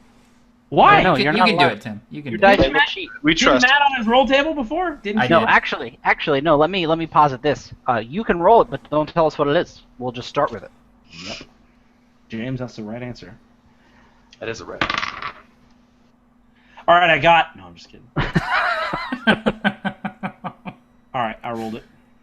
And then, do you want to go ahead and roll the tension Um, builder as well, Tim? Real quick, can we just go over? Can you just read some of the ones? Because we're not going to say what it is, so just read The it. action Oh, starters? sure, Yeah, yeah. Matt, why don't you read some? So these are things like Tim was talking about, doing like the big bombastic narrative intro. So you only have a few moments before the magical explosive detonates. You wake to cold steel pressed against your neck. You're being chased by a force that severely outnumbers or outmatches you. You're on a rope bridge over a bottomless chasm. We're talking like James Bond intros where you're like, how's he gonna get out of this one? It's the first 5 minutes. Shit's already crazy. Exactly. My favorite is the cold steel at your neck. Yeah, that's awesome. Man. That's my favorite one. And then we have these things called tension builders, which are things that can happen during the game to kind of up the ante a little bit, where it's like things are going pretty good, but like everything goes wrong. So I think Tim's going to roll that as well and take note of that. And these are things like someone gets captured, your copper attunement, which is how we communicate with one another, is disrupted. Key intel that we have turns out to be false or misguided. Like it's stuff that's like, oh hell no, like that action movie like second act type deal. So Yeah, dude. And I just rolled both of those. cool. So I did those two, and you guys won't know it until the intro. Cool. And then we also have a bunch of pre-generated incursions that we all rolled and wrote about. So these are using these incursion tables. These are possible missions that you could run. So yeah. And so with that, I'll say let's go ahead. We'll jump in and let's start this crazy incursion. So any questions before we start? Anything you guys want me to go over? Anything like that? I'm ready to rock and roll, man. All right, Dude, I'm so ready to incur on this Jin. Got me. Yeah, let's go Rochambeau. Let's do it. Rochambeau. We're going Rochambeau. You ready, Rochambeau, boss? Yeah. All right. So let me go ahead and we'll set the scene. I'm going to add some layers on top of that, as we expect you to do with your incursion. So I'm just looking over these details. Okay. You spent the better part of a week in this forest. You're protecting a single duffel bag, the contents of which are a complete mystery to you. This is not an ordinary bag. This bag is, say, roughly 3 feet. 3 feet long, and it's sort of cylindrical. It's sort of got some girth on it. And it's made out of coarse canvas. And this particular bag it's got arcanic framework on it. And arcanics is the fusion of technology and magic.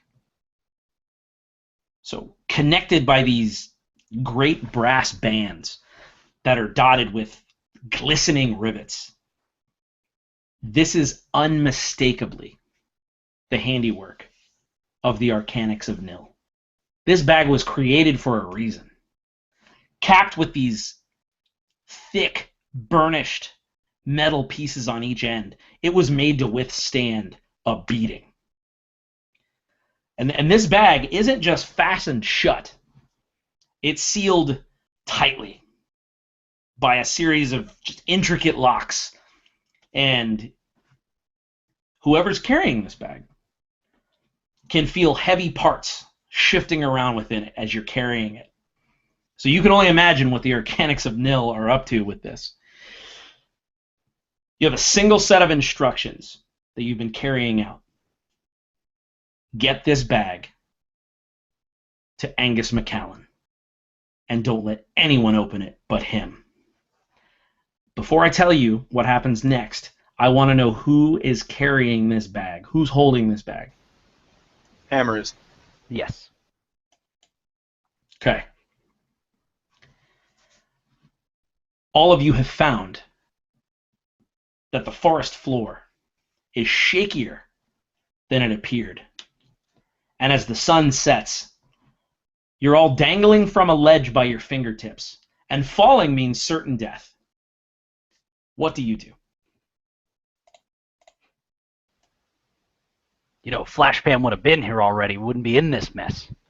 Hammer says as he's holding on now only with one hand, doing his best not to drop this very heavy package. You know, the objective of their mission. And he's looking over at Coins, who seems a little too nimbly to be doing this. Hammer, you know, all well-muscled after a few days in this very weird, shaky jungle, is having a little trouble holding on, but, you know, he knows he can handle it, and if he knows Flashpan, he knows that he's going to show up at the absolute best and worst time. Coins, her eyes we're kind of on the edge of what seems to be like a large creature. So not yet. I'm going to introduce that probably. So like right now, you're just making your way through the forest. Your goal is to get this bag to this person, and you have found that the forest floor looked stable, but it was not. It was just vines and trees and so on that were covering what's just these immense cliffs. And so you found those accidentally, and now you're hanging by your fingertips. I see. Okay, I misunderstood. Okay, so Coins is kind of looking. Her eyes are shifting from Hammer to ensure that the bag is safe, that he's got a grip on it, and then she's searching around, like she's kind of trying to pull herself up to look for where Matt's character, whose name Flashpan. Yeah, Flashpan. Look for where he is, and she's going to try to like nimbly swing herself 1, 2, and then 3 to kind of get on top of the actual ground where she can get her footing and perhaps help out Hammer before Flashpan comes back. She secretly hopes that he's okay, not because she likes him, but because he's critical for the mission. So can I make some sort of dexterity check for that? So yeah, as far as it goes for this particular portion, it's going to be totally narrative, because I want you guys to immediately feel like awesome Copper Jackals, not failing checks, not even bring that in. Now, that's my personal choice as a DM. Some might call for that dex check, but I want you to narratively describe to me and do it like a Copper Jackal. Okay, great. Well, she will immediately kind of, it'll take 3 swings, and she vaults herself back onto the forest floor. She's got her bow kind of hanging on her back. She's got her sword still in its sheath, but she kind of pushes it further in because it almost fell out over the cliff. She's got grips of grass in her hands that she rubs together to tighten her grip, and she runs to Hammer and reaches down toward him and grabs the bag to make sure it's safe. And Hammer would reach up and hand it to her, knowing that if anything is important on this mission, it's not him, it's the bag. We are comrades, but it's the mission without compromise, absolutely. And after that, Hammer would then also try and pull himself up, and he would do so very nimbly. He would pull himself up and get his leg over the edge and kind of roll, and he would be able to stand up very easily. Perfect. And so you two are standing on the ledge of what was obviously some sort of trap. This was not an accident. This wasn't just an occurrence of nature.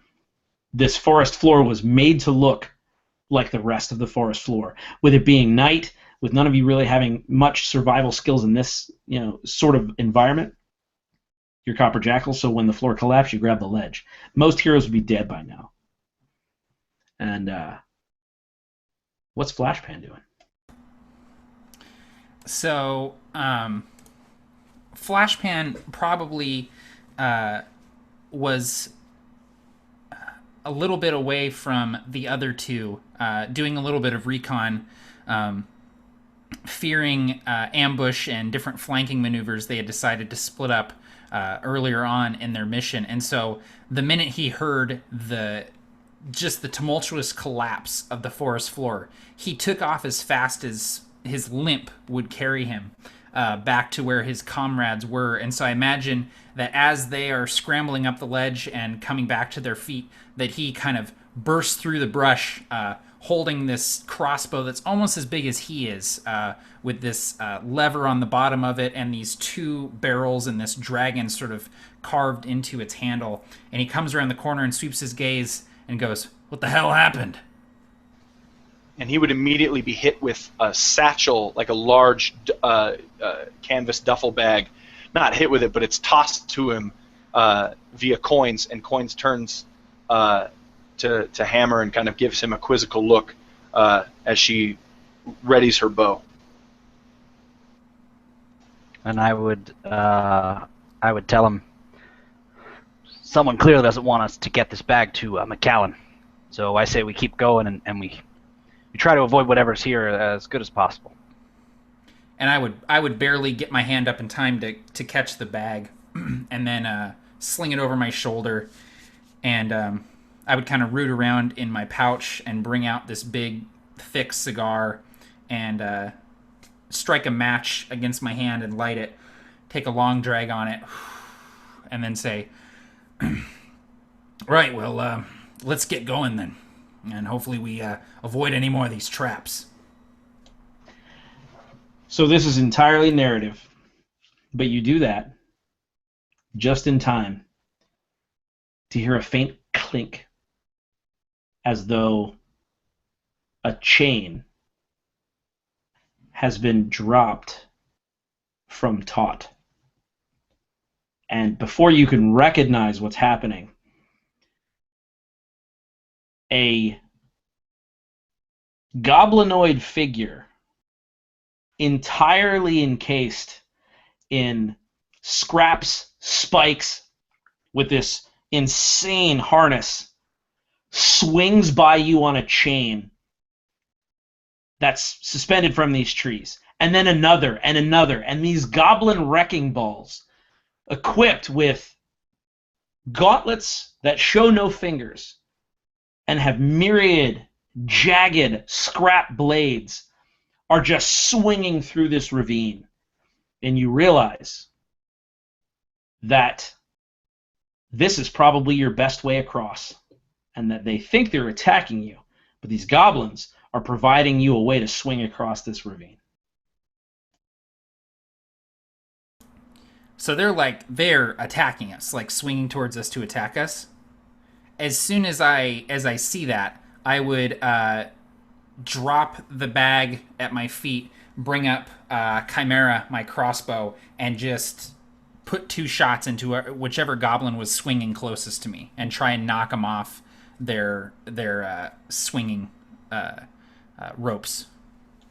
So, again, so this is totally narrative. So as you do this, I'll allow you to attack and move at once, just like it was, we were rolling combat, but just go nuts with it, and you can tell me what it looks like when both of your bolts blast through this unsuspecting goblin wrecking ball. Okay, yeah. So as he's sort of coming toward me, I just these 2 sizzling red arcane bolts, not normal ammunition by any means, slam into this goblin, and it just goes flying off of this tether and goes falling into the chasm below, just smoke rising from its corpse as it falls. And I just sort of run forward with the crossbow, catch the chain as it comes toward me, and lift off the ground, taking myself over the chasm. And I call over my shoulder, I take the cigar out of my mouth, and I say, "Don't forget the satchel!" and swing across the chasm.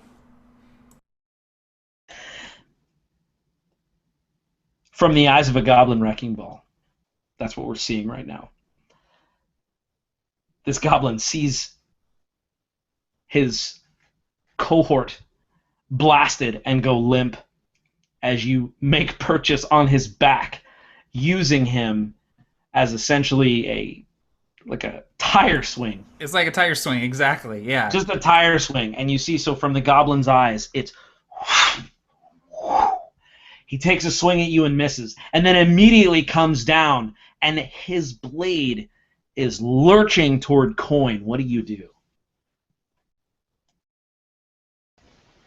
Coins? Yes. Sorry, did it? No worries. I heard coin and I was like, I think that's me. Yeah, no worries. Oh, sorry. I might have hit the mute too fast. Oh, no worries. So Coins sees the kind of tracer fire go out from the arcane crossbow that's blasting goblins, and she draws an arrow and readies her bow and pulls an arrow back, and the goblin who's swinging on this wrecking ball just kind of looks at her and sees this copper mask form around her face, and she sees this, and he sees the skull, and at that moment that goblin knows who they're dealing with. These are the Copper Jackals. And Coins winks one time as she releases the arrow that goes directly through the skull of this goblin, and it just flying backwards like a stormtrooper hit by Chewbacca's bowcaster, just right after being shot in the head. And she picks up the satchel. And as you do so, the wrecking ball careens. It spins. It wildly smacks into another wrecking ball, knocking it off course, and it passes by you, just able to be stepped upon should you choose to do so. Do you choose to do so? Yes. So you're now face to face with what you recognize certainly as the Hergai's goblins. These goblins are known for their scrappiness and for scrapping. They will collect and sharpen any object that they possibly can, and they're crafty, and they're more deadly than most of their goblin kin. So one is careening and wildly spinning. The other, face to face with you, as the chains begin to intertwine, and you swing toward the other side of the cliff. Cut two. The final wrecking ball that comes through, and this one is careening directly for Hammer. And the goblin shrieks,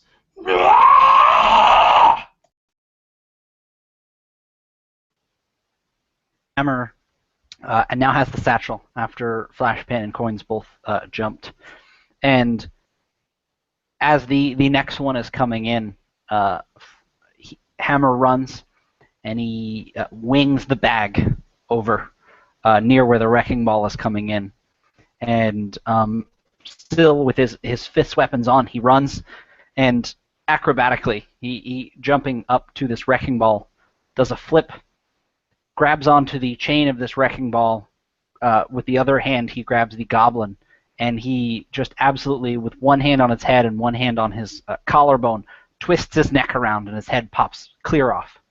And he throws him to the ground, and at this point, the arcanic bag is coming down, and he hangs off of the wrecking ball just enough so that he can grab it as it's coming, and he begins to swing over with the rest of his comrades. So with these three goblin wrecking balls that now are chambers of dead meat, you can swing across to the other side. And if you do so, you can realize that the trees that you see have been altered by these goblins. And this is some sort of a lookout post. Based on the intel you have, you know that you can find Angus McCallan when you get closer to the Mound of Ages. It's a well-known location in this forest. And the Mound of Ages has a temple atop it. He's said to be in that temple.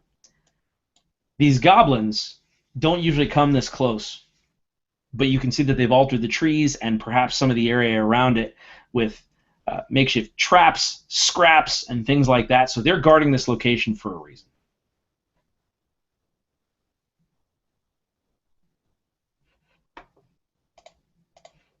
So what do you do?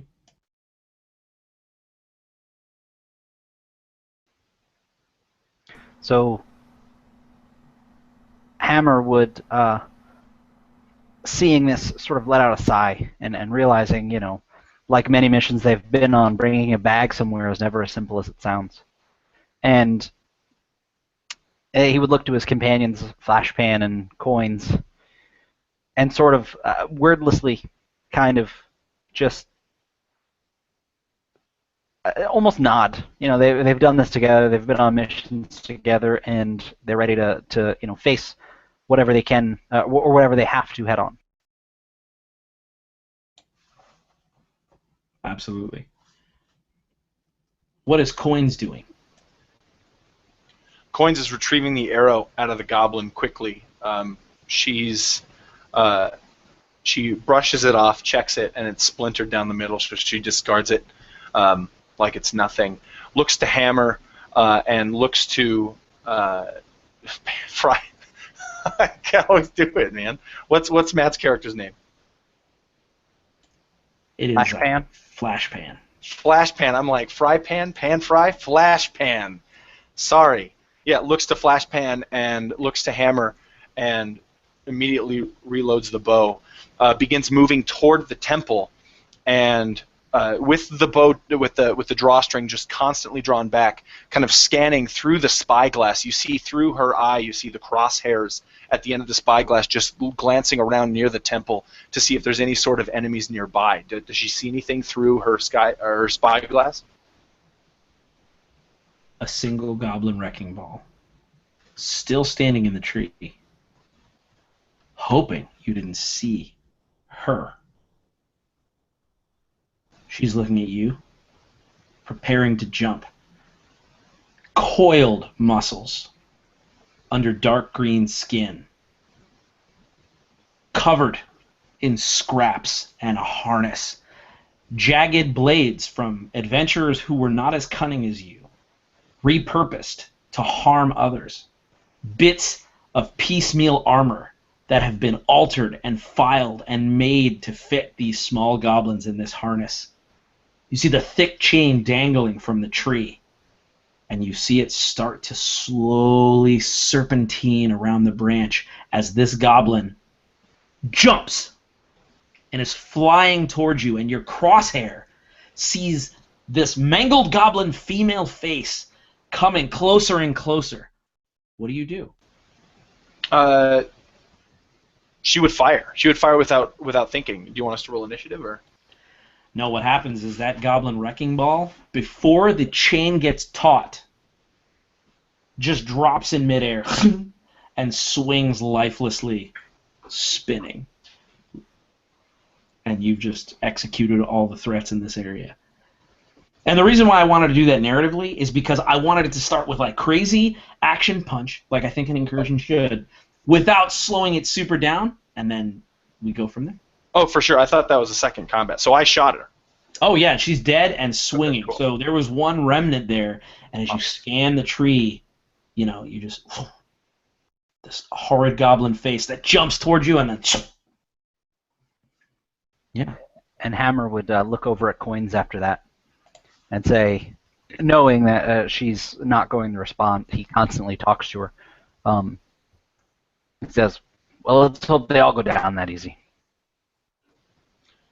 You can tell, despite the fact that her mask, which is somewhat translucent, actually, you barely see her face underneath it, just barely, you can tell that she's smiling, as if she knows they will. And with that, I would continue on.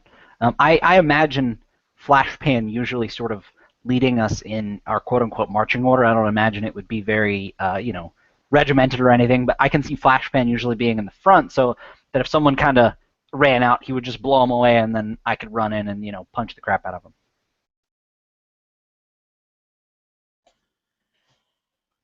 So, you know these forest hills fairly well, and you know that the location you're looking for is less than a mile ahead. So, what would you do?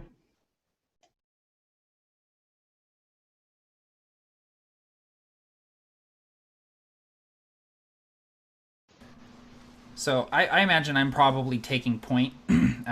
Like James was saying, I imagine that Flashpan is usually kind of front and center. He likes to get up close and personal, and even though he uses a ranged weapon, he likes to kind of get up in the faces of these creatures and blow their heads off with this thing. So I imagine he's taking point, knowing that he's good to do that, knowing that he has Hammer and Coins at his back, and knowing that Coins probably has the sharpest eyes of anyone in Onslaught. So he feels comfortable just kind of surging ahead.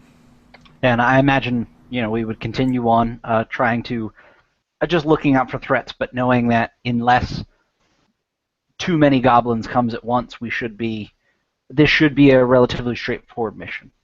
Something that Copper Jackals think at the beginning of every mission. And Coins is constantly looking through her spyglass, mounted on the side of her bow, for any threats near the temple, or any movement, period. So, as you progress, Coins, you would be the first to see not another goblin, not another enemy, but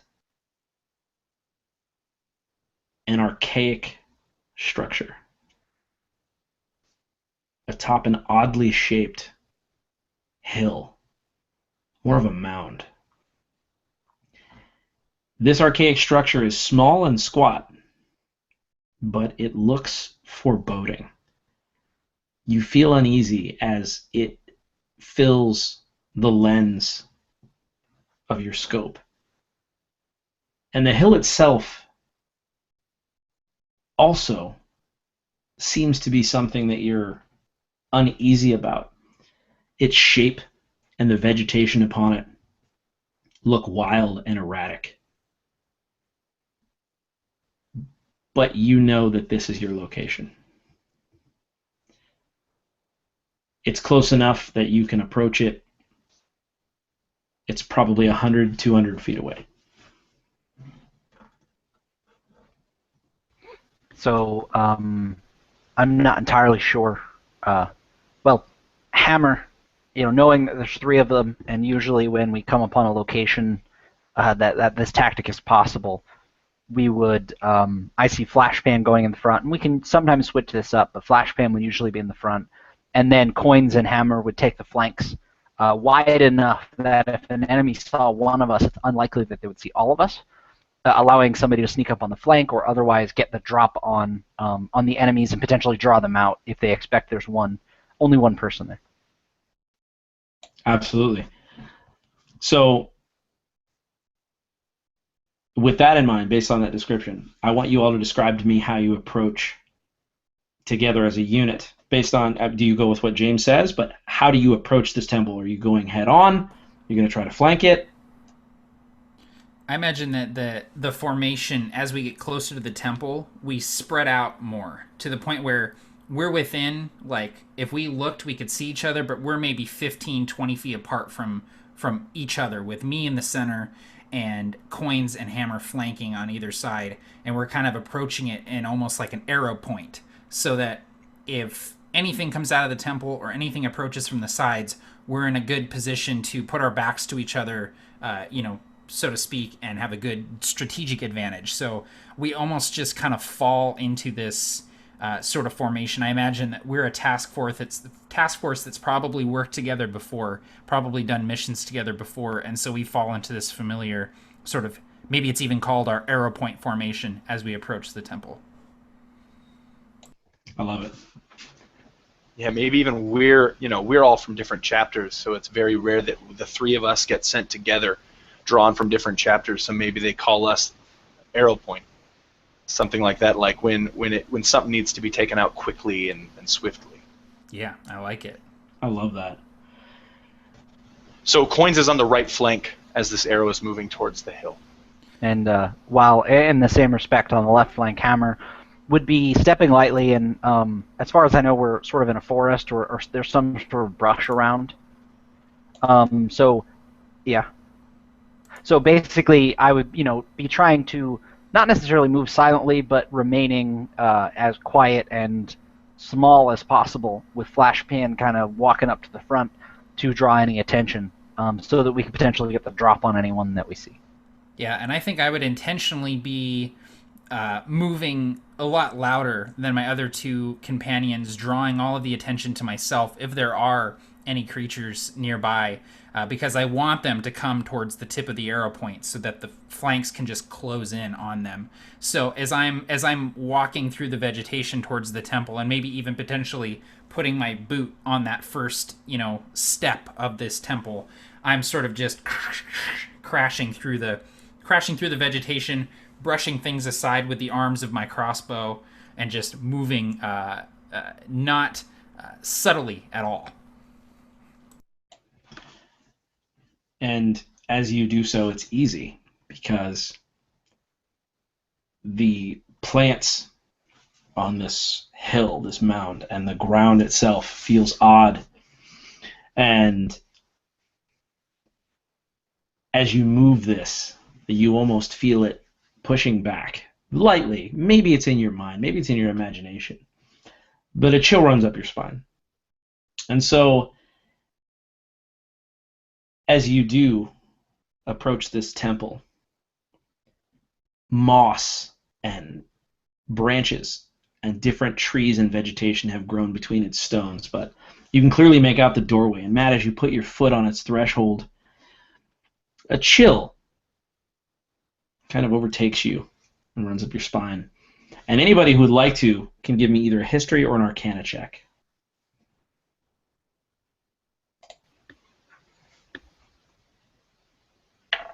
Would I potentially be able to use my stone cunning here? Sure. Yes, you may. Okay. Oh. Awesome. So that's going to be 24 for me. I just rolled a natural 20. Perfect. You know that this structure is either literally a primordial structure, though small, or was crafted using a ritual or magics or the old veil to allow it to appear and have the essence of a primordial structure. And so the place is tainted with old dark magic, and though you sense no immediate threats, its construction assaults you because of what it stands for and how it's built, not just in appearance, but what lies beyond that appearance. It seeps into you because you know, and the stone speaks to you in curses and dark tongues.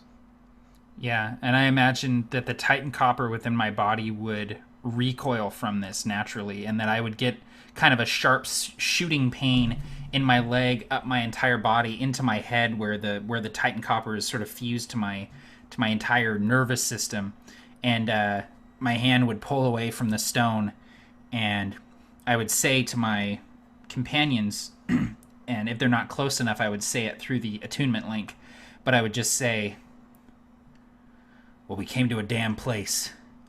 Primordial place. I got a bad feeling about this, boys. And coins will give you a glare. And Hammer, with that, if there are no, if there aren't any enemies, obviously, realizing probably that Flashpan recoiled slightly and possibly recognizing what this place is, he would approach the building as well, sort of breaking the arrow point, coming in, ready to enter this place and get it over with. Sure. And based on what you notice, Hammer, I'm not sure your background. I'm not sure if you are tribal or if your monk temple would have led you to this, but the idea is that you recognize this by its true name. This is the temple known as Thurzan Malda. And you know that as the Titan place for murdered ghost. And it could also mean to die infinitely. And so this is often used for dark, twisted resurrections.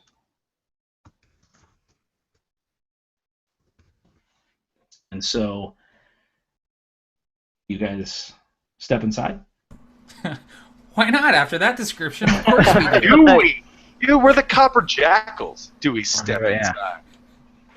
I would take the cigar out of my mouth that's kind of been whittled down to a little nub and throw it on the ground, stamp it out with my boot because I don't want to catch the forest on fire. And I would say, all right, well, let's get in there and get it done. And you notice that the smoke doesn't rise upward, but creeps along the ground and dissipates. And even though I notice that, I actively ignore it. I'm just like, nope. Nope. So yeah, I would, again, I imagine Flashpan on the front, especially if there's any sort of hallways or corridors. He's the man for that. And I would, follow him relatively closely as we go into this temple. Perfect. So as you enter the temple, there's a small foyer, 10 feet It's a small entryway. And upon its sides, you see countless, numerous, deep ancient scrawlings. If anyone would like to try to read those, they may. If not, running his hand across some of them, his marble knuckle dusters sort of glinting from the light coming from outside. Hammer would sort of try to make some sense of them, or at least figure out potentially what they might be. What would you like me to roll there? Arcana or maybe religion? Definitely either one of those is fine. Yeah, that would be great. So 20. Modified 20. So religion check. Perfect. Okay, so definitely the religion. So angling it towards the religious. This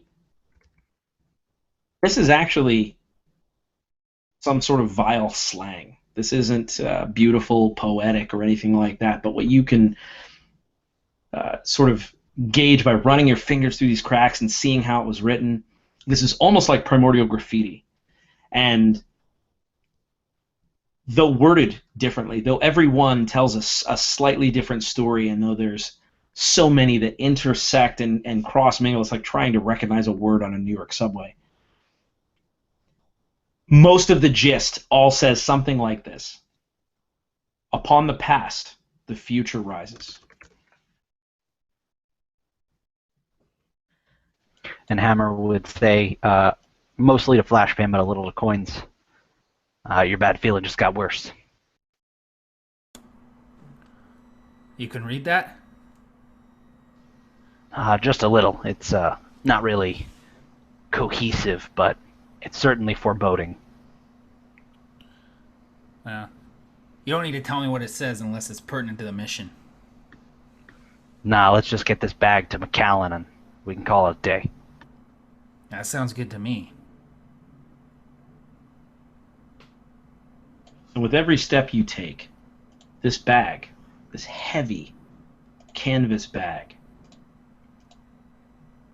this arcanically locked duffel, this, how many other ways can I say bag? Airport carry-on sized. This it's a little too big. You gotta check it. It's just... You're gonna have to check your Arcanics bag, especially... The primordial stewardess, she's just not having it. The planes overweight were overbooked. Hey guys, I know you're gonna be mad. Please put all Arcanic laptops on top of the bags. You're gonna have to remove your boots. Won't fit in the overhead bin. So, as you do carry this bag, with every movement you've made from the outset, for the last part of a week that you've been rummaging through this forest trying to find this temple, these heavy pieces that, like I said, Lord knows what these Arcanics have put in this, but you feel these pieces in these parts clanging and moving around. And so they do so, especially as you feel it and feel the weight of it. You feel one particular thing sort of slump.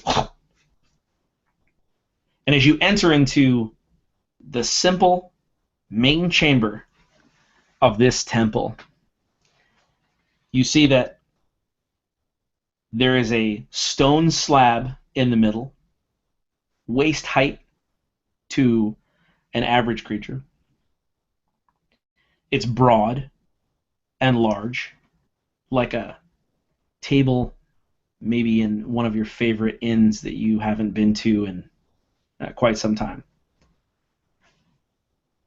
The walls are covered in vines and foliage, and there is a man sitting on some sort of makeshift chair. And you know this is definitely Angus. His head is tilted back, and he's snoring lightly.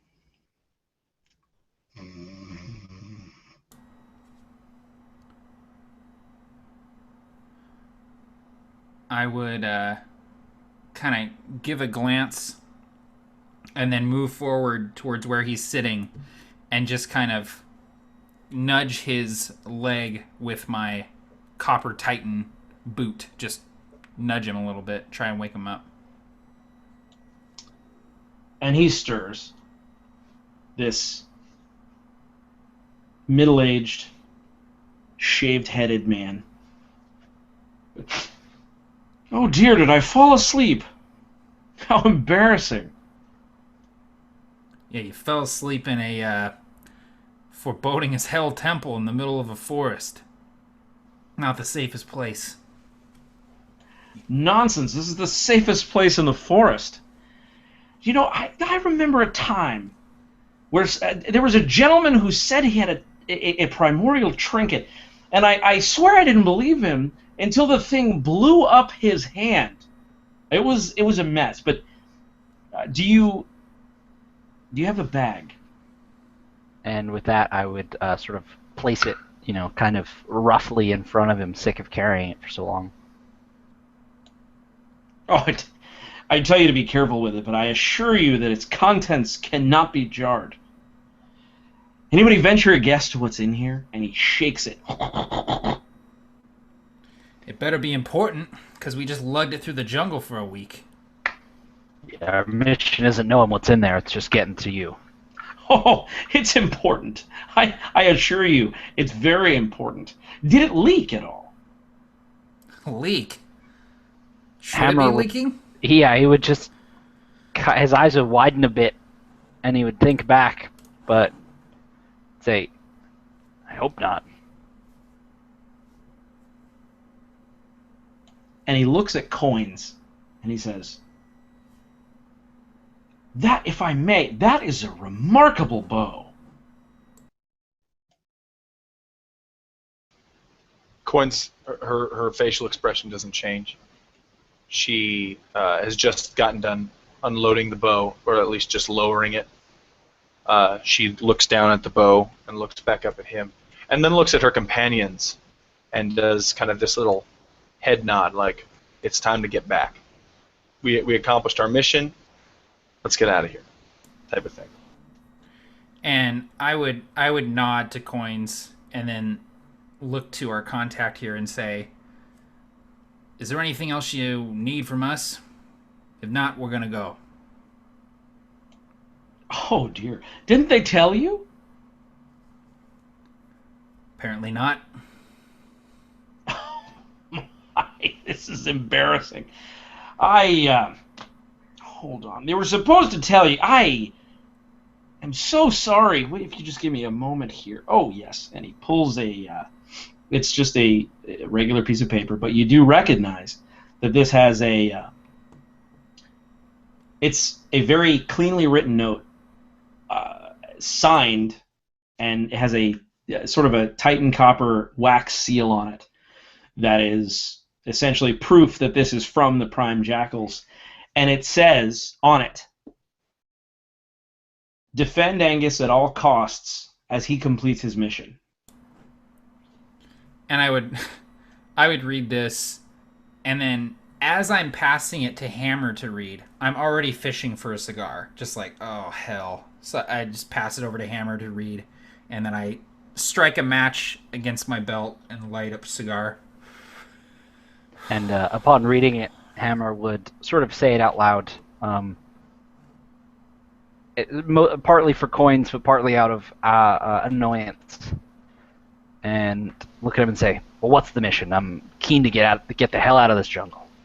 And Coin shrugs like, it's part of the mission. We got to do it. No problem. And it kind of a little bit, maybe gives Hammer a look at his annoyance.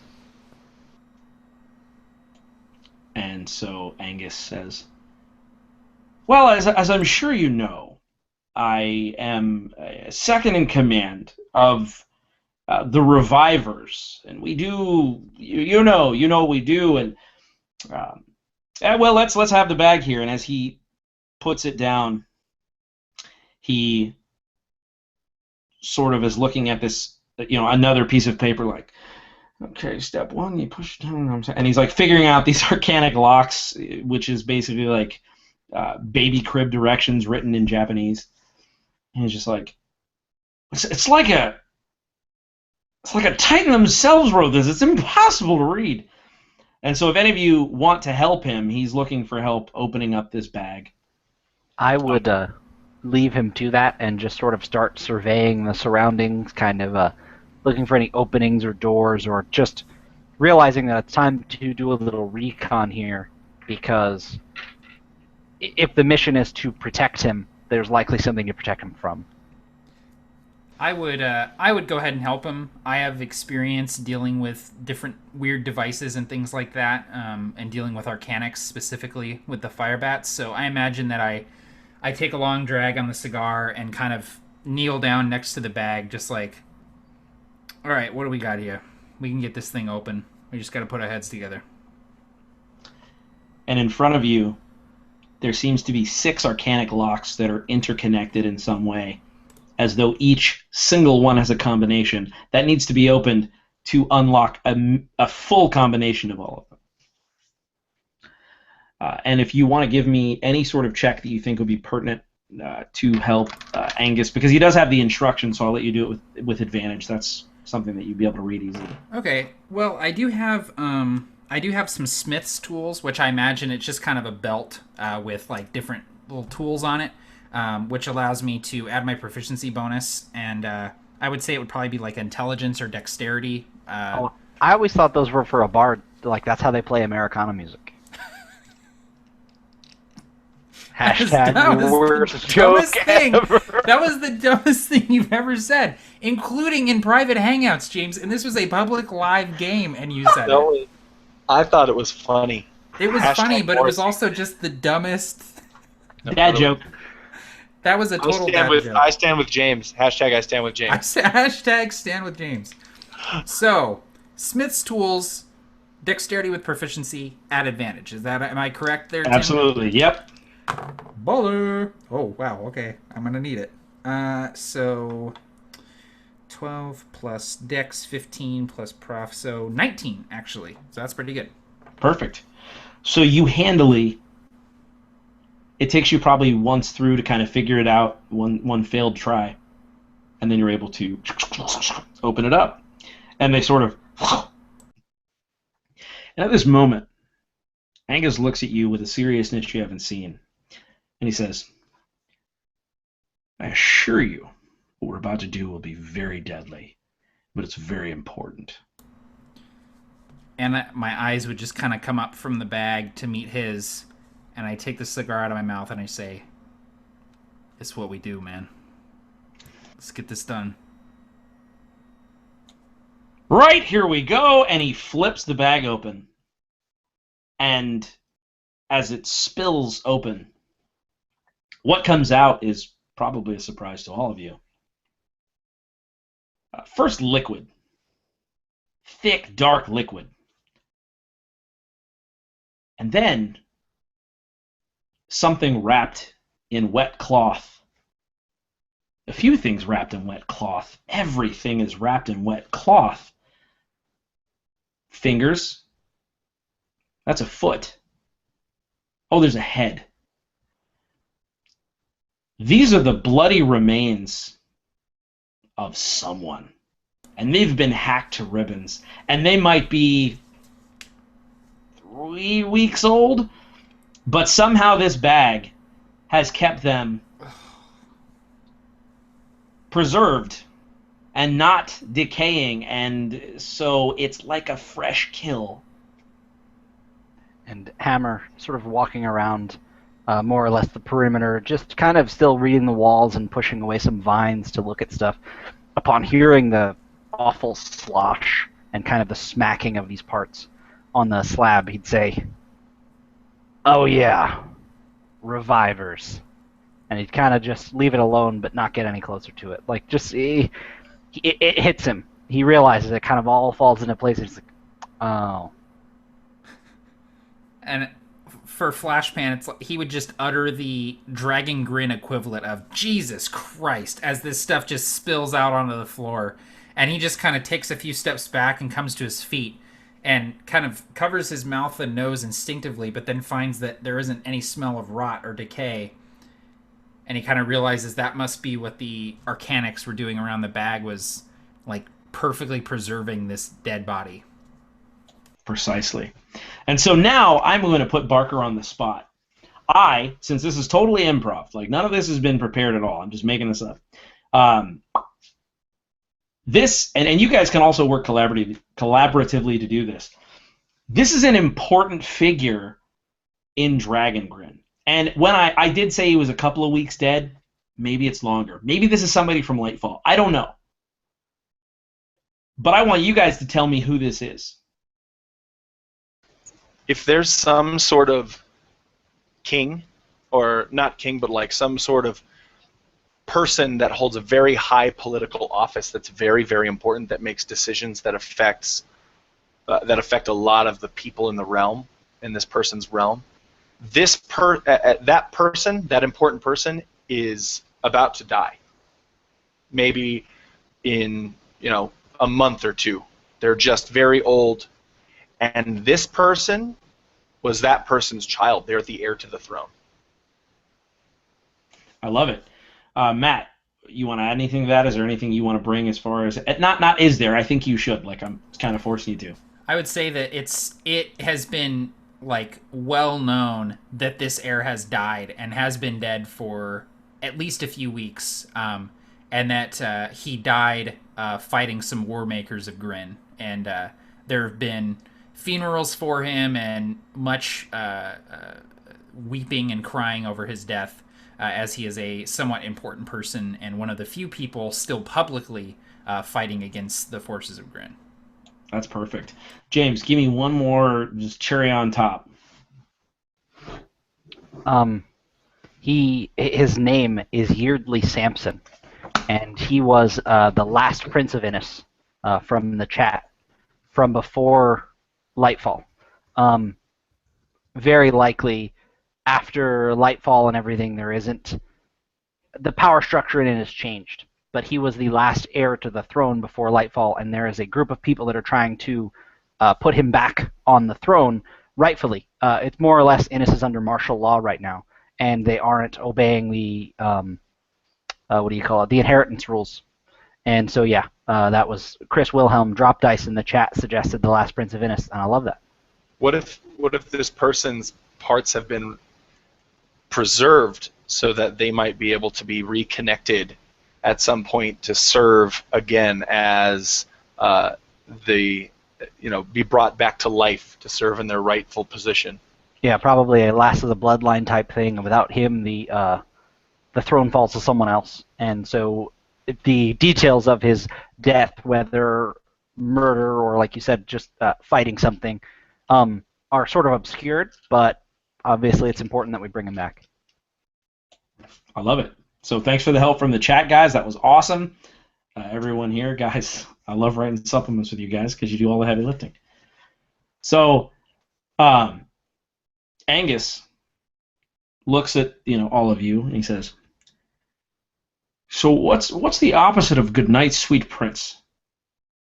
I'm sure you all recognize this prolific leader, this lost heir, actually, I met him once. The point is,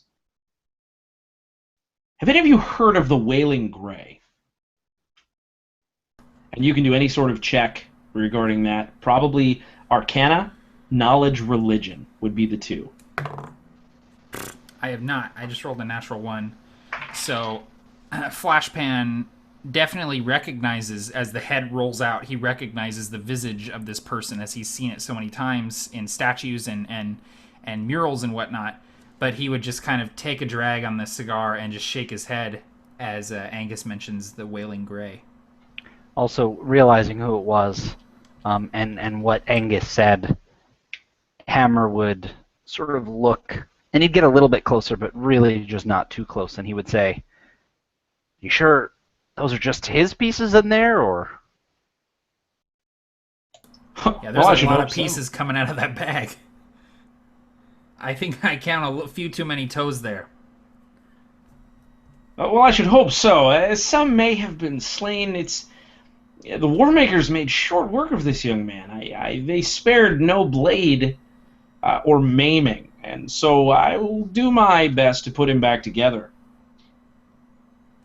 And so Hammer would know, or at least have heard of the Wailing Grey. And the Wailing Grey is the place that is said in the myth, of the different deities and things like that, that the Wailing Grey is the place that people's souls live, almost like a purgatory, before they're either dead eternally or are brought back to life. So the Wailing Grey is that place for people who aren't quite dead yet.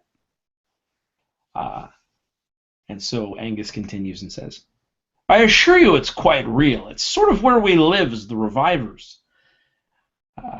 So the thing is, it's not a place to be trifled with. And when I open up a doorway here to sort of pull him back through, there's no telling what else is going to try to come with him.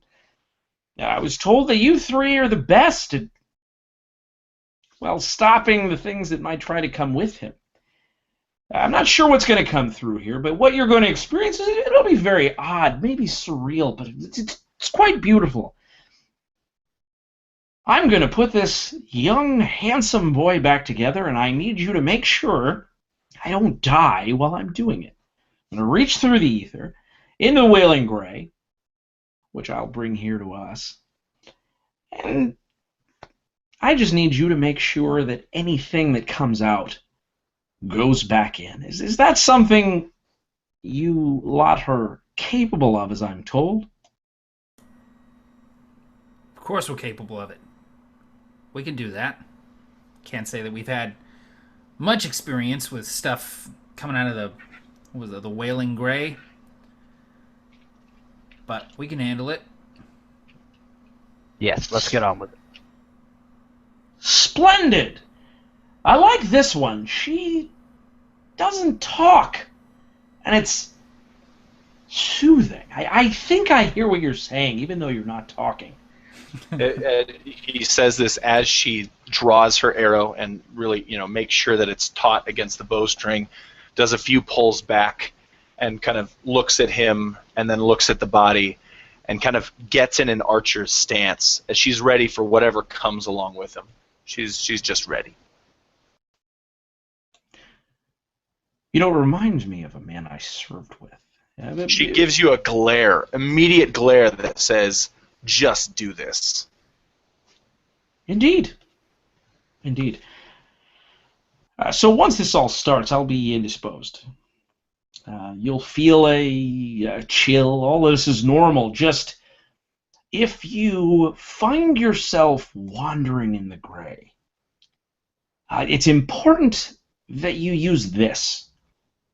And he pulls this stinky, flattened, dried piece of what looks like leather out. And he begins to hand it to each one of you. And he says, you can put it in there now and just get it over with. But essentially, this is going to tether you here to this realm. I've upgraded. And he sort of shows you that he has this intense necklace that's just made of this odd membranous leather. He says, unfortunately, that's all that I have. You'll need to bite down on it. It'll keep you more or less anchored here. Don't swallow it, certainly. If the Wailing Grey doesn't kill you, it will. We call it rat's bilge. You'll see why. It tastes just like it. Well, you'll see. In any event, I'm going to go ahead and get started. Is there anything you all need before I do so?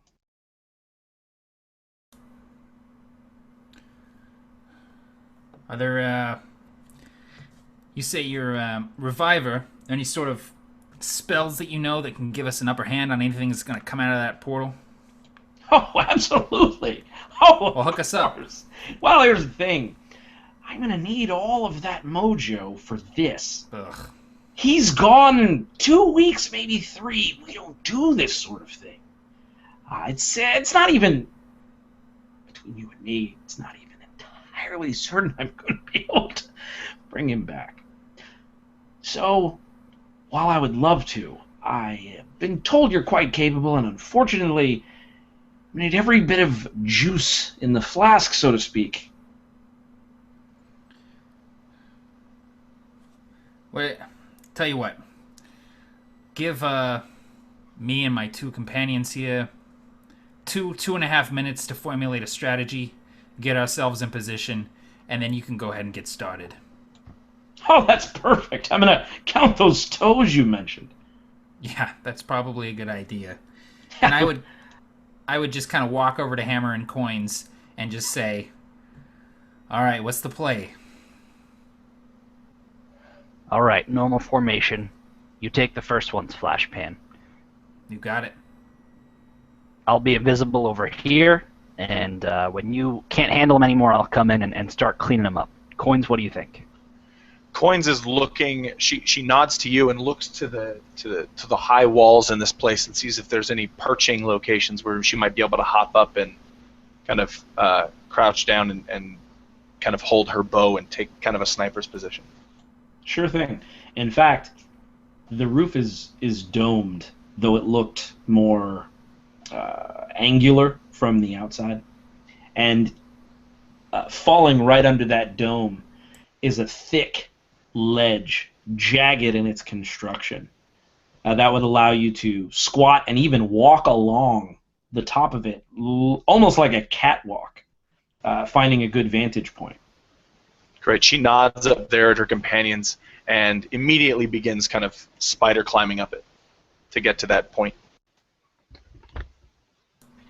And seeing that Hammer and Coins are kind of taking up these positions to be sort of strategically advantageous, I would kind of just get my crossbow ready, and I would stand pretty close to where Angus is, being very, very near to where the action is going to take place. So if anything slips into this plane, I'm just going to be right there, like just hip firing into the portal. Perfect. So Hammer, what's up with you? So Hammer is going to take the rat's bilge and put it in his mouth and bite down on it, wincing at the taste, knowing he's going to have to hold it there to stay tethered. And he's going to use copper invisibility, and that allows him to become invisible for 8 minutes, 1 minute per level. And he's going to do that and basically kind of just wait and get the lay of the land and try to come in an advantageous time if things begin to get a little too overwhelming. That's perfect. And if you would, I'd like to hear what your flavoring of your rat's bilge is. What does that taste like? So the rat's bilge is a lot like some of the monastic herbs he's taken, but usually when he would go through a monk ritual to visit places like the Wailing Grey or some other places between the worlds, it never tastes good. Sometimes it's something that's ingested. Sometimes it's rubbed on the skin. Sometimes it's something that's held in your mouth. Different, the bloods of different animals and things, and absolutely none of those things compared to the rat's bilge. This small leather chip that he's holding in his teeth, and it just fills his mouth with wretchedness. Clearly, this is something that it's almost like a dead animal has been hammered and smithed into a small coin, and he's just put it in his mouth. That's fantastic. I love it. So, it appears as though Angus is reaching a point where he is piecing this monarch back together, and there are flat, perfect cuts, and he's able to just place a lower leg to an upper leg, and he lays a forearm near a shredded bicep. The face is oddly intact, except for a missing eye. But the torso and everything, it's close enough to resembling a figure now on this slab, this large slab. And he says, all right, well, I think I've got everything in order. If you're ready to begin, I believe that I can as well. Yeah, I think we're ready. And then I would kind of hesitantly put the rat's bilge in my mouth as well, and probably have a moment of almost retching, but then just kind of balancing it out with the cigar that's still hanging out of the side of my mouth, like taking a drag of that to sort of muddle the flavor a little bit in my mouth. I love that. Cigar and rat's bilge, baby. Just the grossest mouth, man. Just cigar and Dude, rat's bilge sticking out of it. So I'm thinking of buying this wagon, but has it been cigar and rat bilged in? Because I... Oh, man, I'm so dumb. All right. That was almost as bad as the James Smith thing earlier. Hashtag I stand with James. Hashtag I stand with... Wait. Hashtag Tim's on his own. So Angus begins to speak. Not in a cryptic spell or in a guttural tongue that you might expect. But he starts with something that you recognize as though he's reading your soul, as though he's reaching to the most loyal part of you and drawing a song from there. He says, honorable beyond honor, without compromise, courageous beyond circumstance, without compromise, unprejudiced and just, without compromise. And he inhales deeply and he says, loyal unto death and beyond. And he looks at Hammer and he says, without compromise. And Coins, beneath her mask, and very silently, she lets out a subtle whisper, without compromise. And I think Flashpan would echo it as well on that last line. He would just almost absently, without compromise. So it comes from just all angles of the room.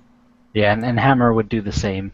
Again, just like Flashpan, not necessarily saying it to McAllen or saying it to, just repeating it because he knows it to be true.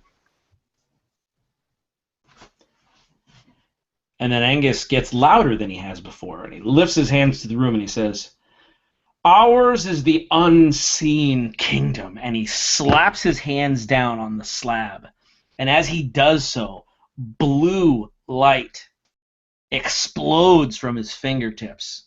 And in a voice that's not quite his own, he says, Fundera Cumpris, forever without compromise. And he pulses the slab. You would think that it would be obliterated and pushed back, but it isn't. Blue light washes over it and wraps it and swirls to begin to fill the room. Not quite like smoke and not quite like water, but like a mixture of the two with a breath of imminence. And then the room begins to falter and shake, but not literally, figuratively, as your mind perceives. Reality begins to be sucked into this blue light, and I want everybody to give me a wisdom saving throw. I'm going to use my point of inspiration. That's right. Absolutely. To get advantage.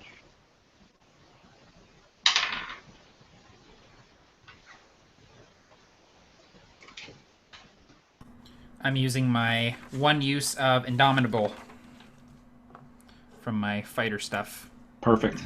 to reroll, because I know that's a failed save.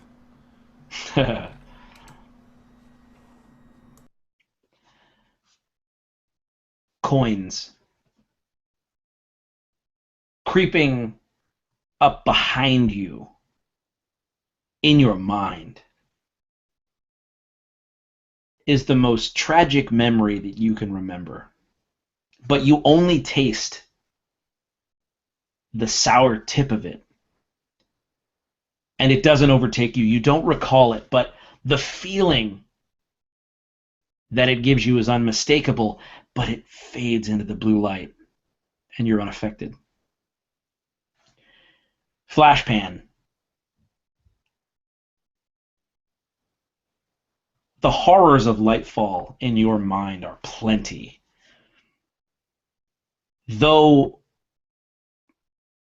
you've built a wall over time, perhaps some of your guilt is pushing back this endless flood. Perhaps some of the good deeds you've done are reinforcing this wall that's bound to crumble someday, but it's not today. And you're also unaffected. Hammer, at some point, you had something terrible happen to you or someone you love. Words like tragedy and painful and horrific are words that I would describe to tell you what you're feeling or what you remember. And as a player, you can tell me that right now, or you can wait and reveal it later. Hammer was the prominent son of the leader of a tribe, and this goes all the way back to the war before Lightfall. And his father, the chieftain, was assassinated by the forces of Grin. And this is more or less what led him to become the part of the Black Octave, an assassin himself, to take out as many members of the war makers and the forces of Grin before the day he dies. That memory creeps up on the side of your mind like a reptile. And if it could, it sinks its teeth figuratively into your mind and swallows your brain whole as you think for a moment of this horrible thing. And I want you to take a d6 of psychic damage. It's said when one enters the Wailing Gray that there's a toll that must be paid. And this toll has just been paid by Hammer. And as blue light continues to flood and swirl about the room, here's what's going to happen next. You are both in this temple, but somewhere else. So if you can describe to me how you can move about the temple, use the physical objects in the room, you may do so. But in addition, strange things might happen. Occurrences, perhaps physics might be different, things like that.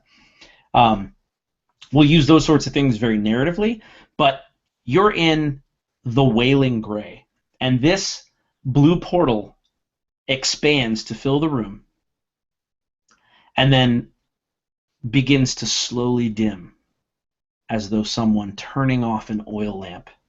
And what was vibrant blue light has now pierced through and is shades of black and smoke and gray.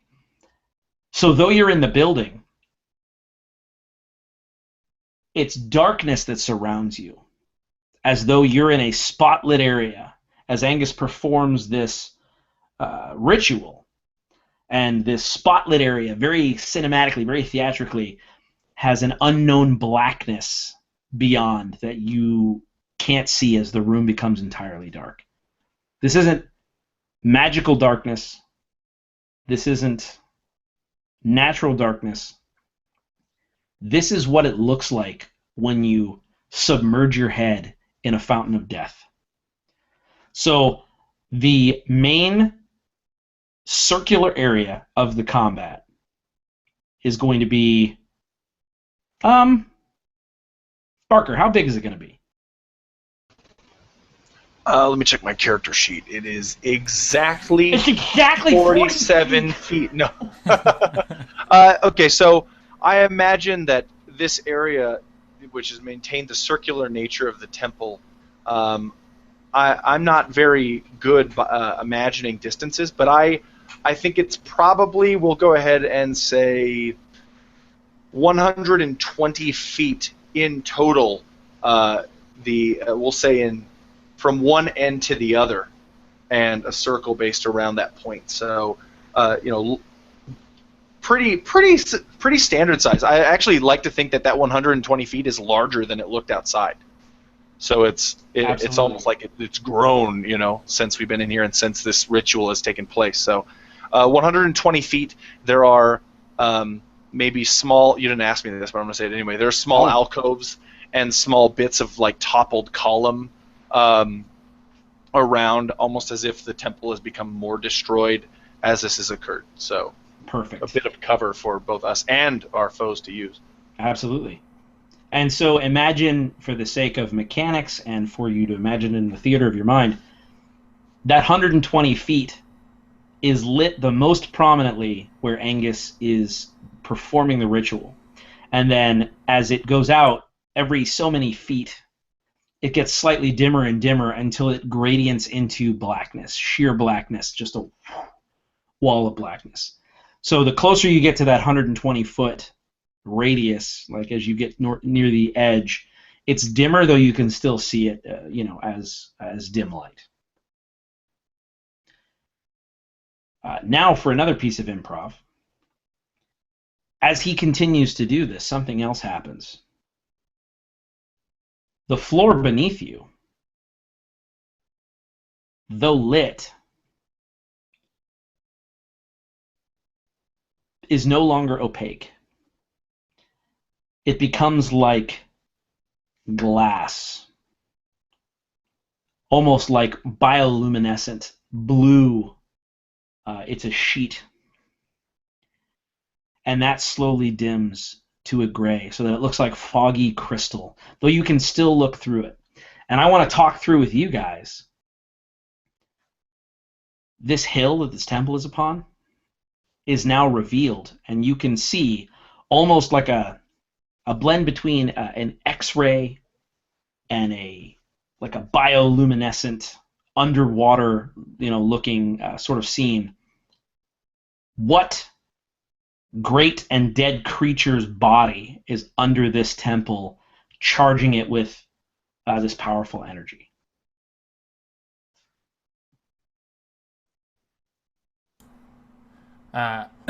So I think that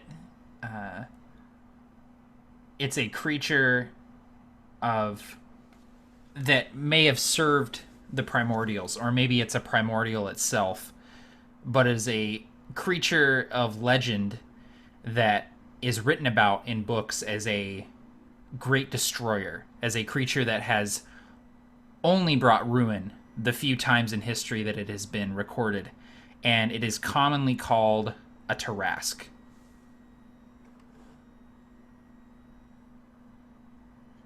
I don't think you pronounced that correctly, Matt. I think you're going to say ogre. No. No, how do you pronounce Tarrasque, Matt? I'm sorry. I think Tarrasque, right?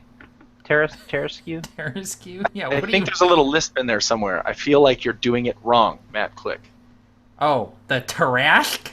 Is that what you're talking about? Yeah, that's exactly what I'm talking about. Guys, we look underneath and we see Gary Gygax is buried beneath the temple. Oh, Guys. that Tarrasque is mighty.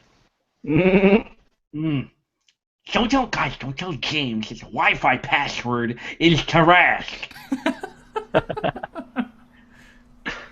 So yeah, I think that we see that this thing is buried beneath the hill, and we recognize the visage, even if it's decayed and a skull. We unmistakably recognize its face from the records of such a being rampaging across the realms. And in this ghost realm of the Wailing Grey that we find ourselves, as we realize this, we hear the faintest roar of a Tarask. Something that we don't entirely recognize, but immediately realize where it's coming from. Almost the echoes of this dead creature fueling this area that we're in. Yeah, and it shakes your chest. Or does it? Is it just perception? But I imagine, because Matt, I love that. I was not going to go Tarask, and I love you. So I imagine that because this creature is so large, I imagine the face looking up, like if my camera were a bird's eye view, I feel like the face is like this skull with sockets, but it's so large that just the face, just it's with the maw open, so that you can see these jagged, impossible teeth, so that as you're fighting this whole time, what you're really looking at is it's as though this creature is representing the death that will swallow you up underneath you the whole time. So awesome collaboration, guys. I really appreciate that. And then everything goes eerily silent, but it shouldn't. Angus continues to talk. The Tarask roar should still be reverberating through the chambers of your soul. However, you hear something closer, something that sounds like tremendous clacking, just hard and sharp. Something purposefully striking. And it sounds like maybe it could be stone, maybe it could be natural. And this clacking noise almost sounds random, and it has odd echoes. And two elongated, crooked, spined hooks begin to submerge from the darkness. And then a twisted, royal purple bird's face with pale white eyes emerges from one of the corners of darkness, and I want you to roll initiative.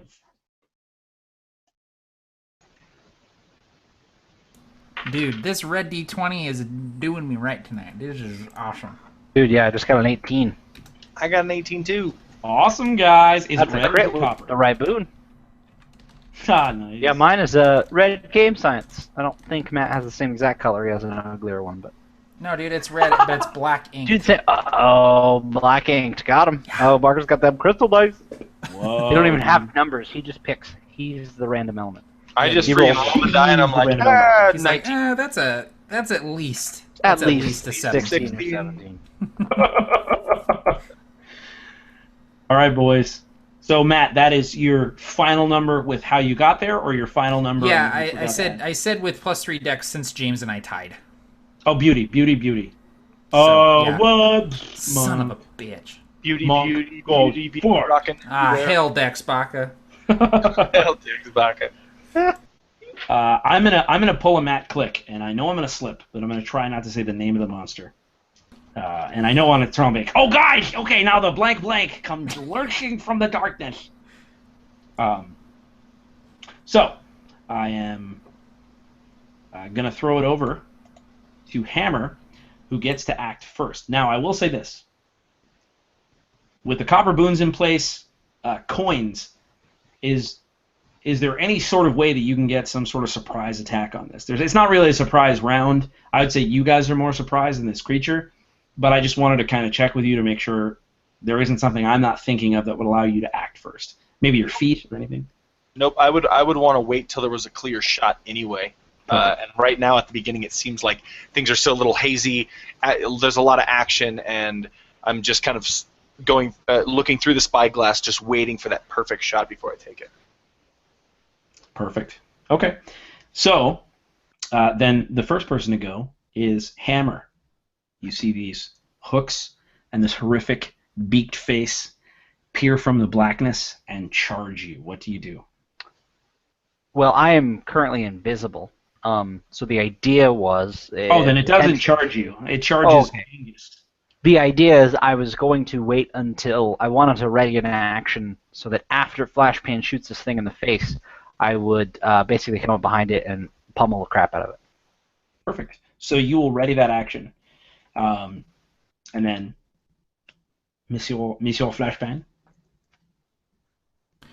So I see them charging for Angus, and I just, with the cigar clenched between my teeth and the rat bilge clenched between the teeth on my other side of the mouth, I just kind of like sidestep between these creatures. I'm going to try not to name drop it either. The creatures and Angus behind me, and I'm just going to fire and then do the Terminator, like one-handed flip it around with the lever action to cock it, and then fire again with the heavy crossbow.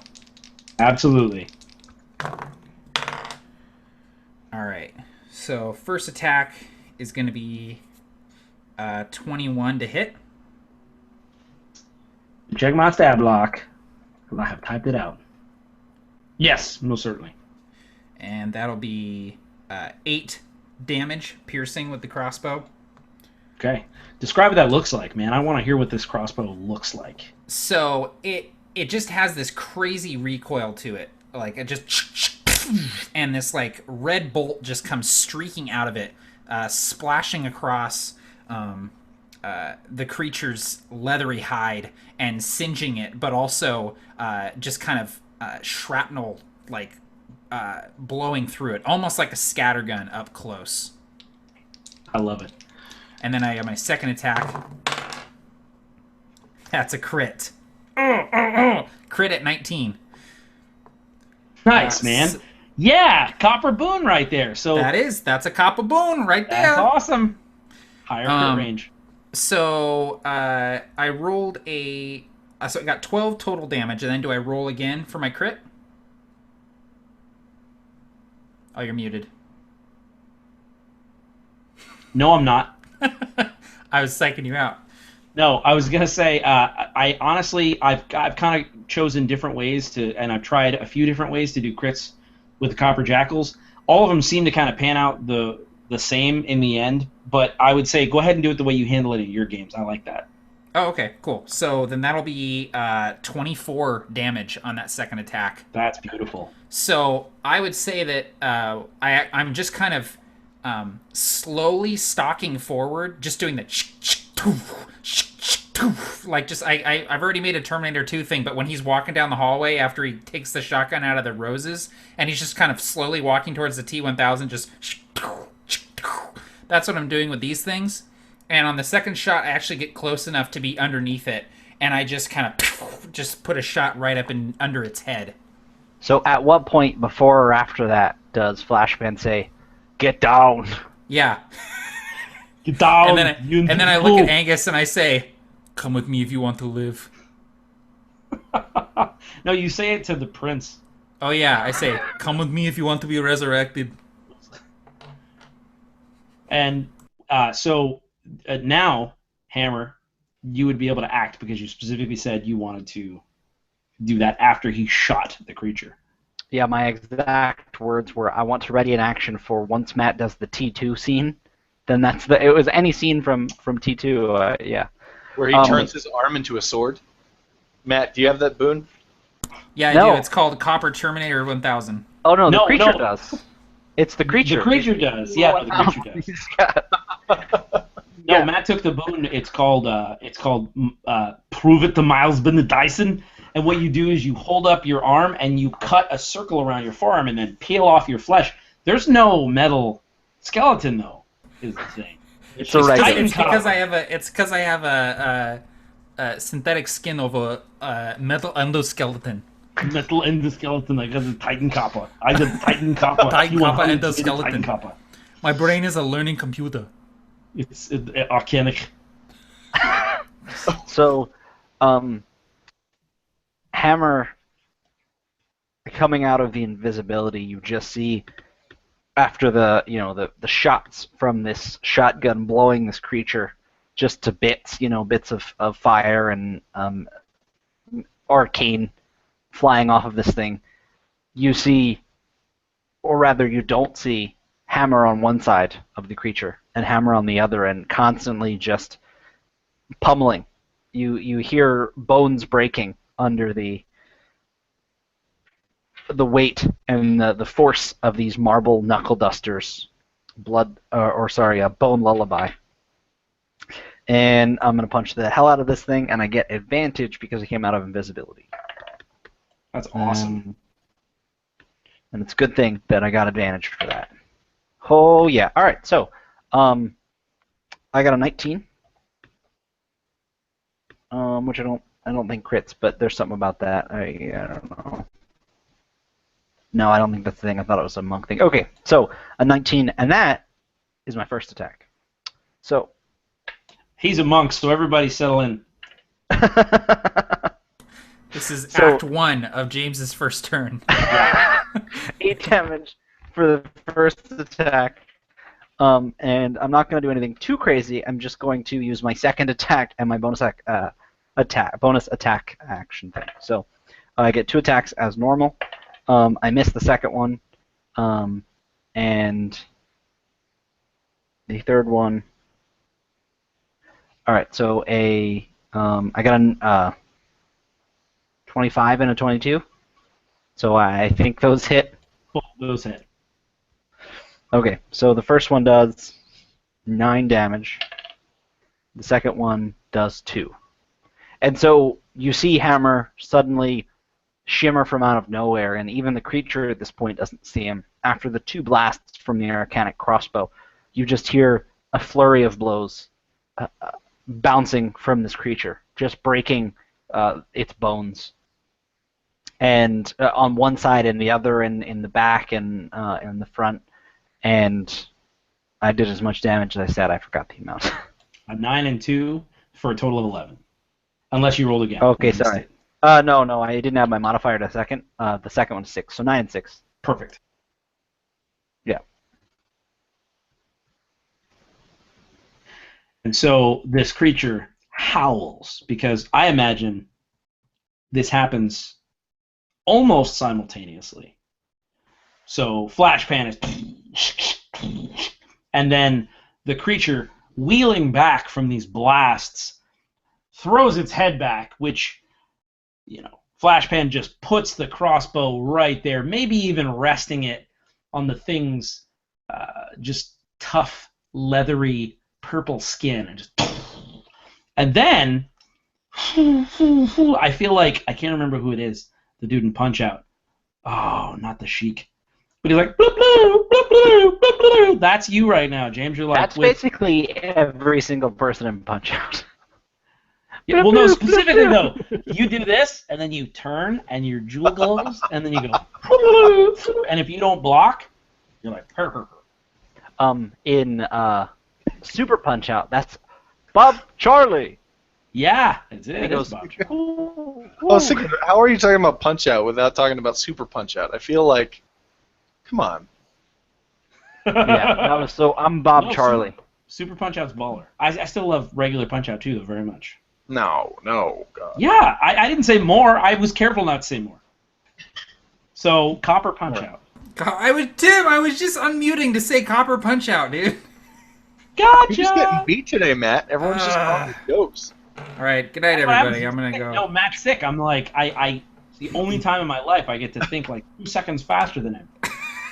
And I want you guys to just imagine this creature just walked through a door, like you or I would walk into. You're like, oh, I gotta go to the bank, get some money out, and you walk in the door, and one guy blows you away with an arcane shotgun, and the other guy just beats the crap out of you, and you're like, dude, I just kind of fell out I'm just trying to deposit a check here, bro. I'm just trying to find the subway. I knew I should have got off in the bad part of town.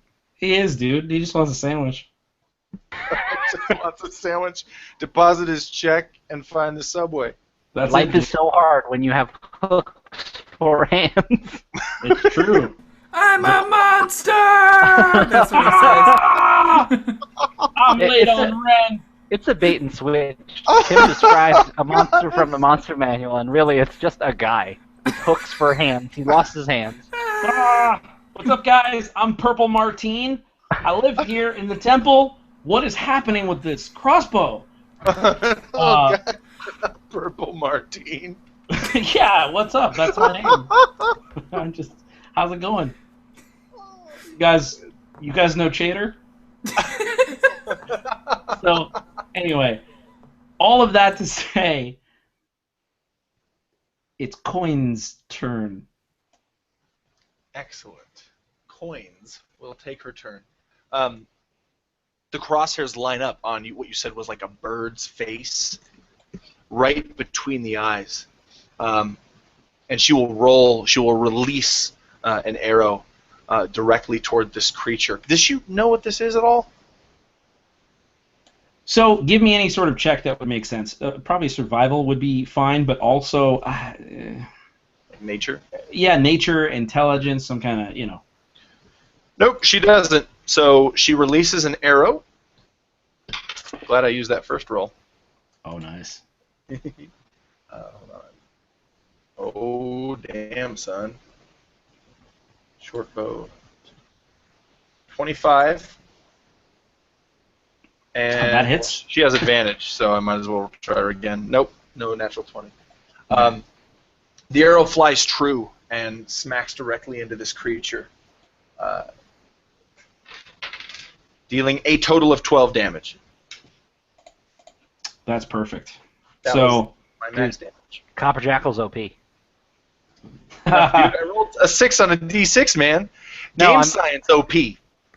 I'm teasing you because I also rolled reasonable damage, and I see people putting, they're like, I can do like 72 damage, and I'm like, Jesus, I did 3 attacks, and I don't know.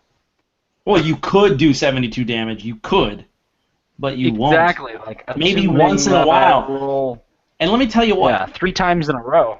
When you do that much damage, when you happen to roll and it's that magical, you'll tell that story for the rest of your life. It's the story you'll tell in Hangouts. I'm not mad, bro. So do I kill it? I was just going to say, describe to me what it looks like as this creature falls to the ground. No Coin shit. said that. Coin said that in character. It's the first word she said in years. What? Did I kill it? Did I kill it? Is what she says. The arrow flies clean through the skull of this creature and hits the marble floor, crumbling, and flies ricocheting through the air off the walls. The sound of the reverberating arrow can be heard throughout, as can the sound of the arcane crossbow blasts and hammers, combative maneuvers, punch-out maneuvers. And this creature, the bird with the hooks, just kind of crumples to the floor, immediately done. This was a team effort, 100%, and she immediately loads another arrow, waiting to see if there's another one. Because if there is, she can fire again. That's perfect. And I think a few people in the chat were asking for a picture. Here's the picture of the creature.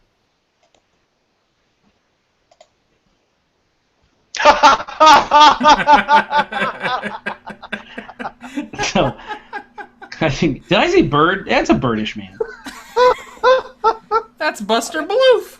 He got a bird-like neck. I'm pretty sure that a character literally describes him as a bird at one point. Yeah. And no, it's true. And as that creature skulks out of the shadows, Flashpan says, "Can you do that on the balcony, buddy?" No, but this is actually what the creature really looks like. Everyone is biking and cornholing Every time. every damn time. That there's a hook horror. It is, and I made it through the whole thing without saying it. Somebody job, in the Tim. chat was right. Somebody in Dude, the a chat. few people Magical were Girl was like, hook her. Yeah, so I saw hooker a few times, which, Yeah. that's 21st century. I don't judge. I don't care what kind of monster you are. that's it, dude. Grin. Do what you got to do. Oldest profession. So that creature is slain, but the thing that happens is interesting is its essence, as it hits the ground, it sort of dissipates into a bioluminescent shape of itself. It keeps its shape for a moment and then is sucked into the blue light. And you're not sure if this creature was living or if it wasn't living. But now what happens is you hear a chittering. You hear a cackling. You hear what it would sound like to try to speak through a sliced throat. And from all sides, the massacred, malevolent spirits of the scrapper goblins who have been killed in the forest, not just by you, but by others, some of the jackals. This was sort of the last of their clan trying to stay together.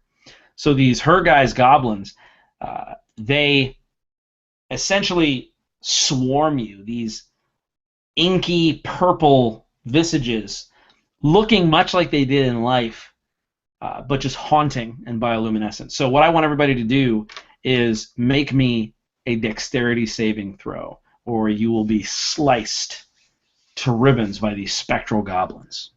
Oh, they betrayed me. They betrayed me. Terrible action. Actually, that was an incorrect number. Sorry.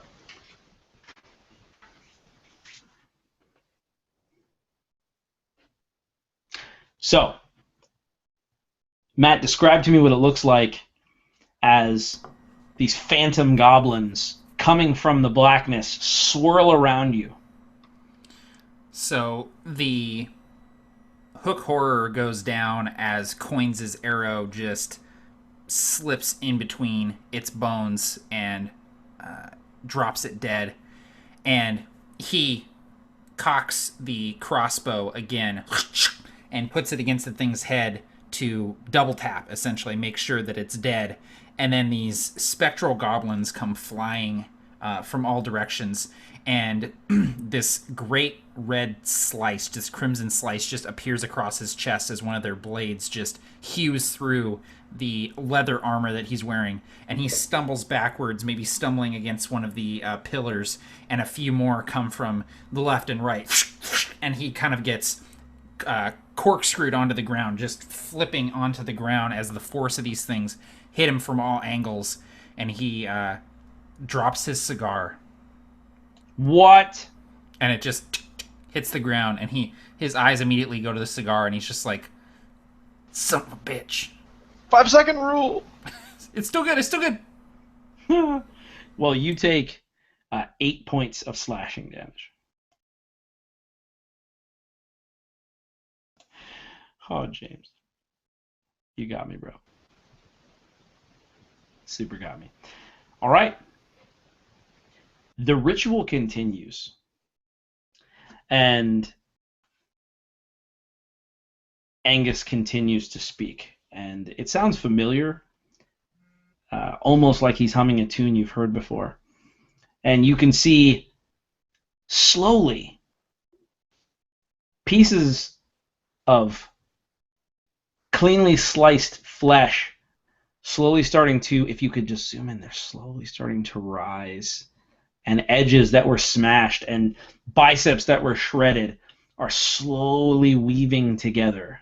And you see Angus is sweating, and he's breathing deeply.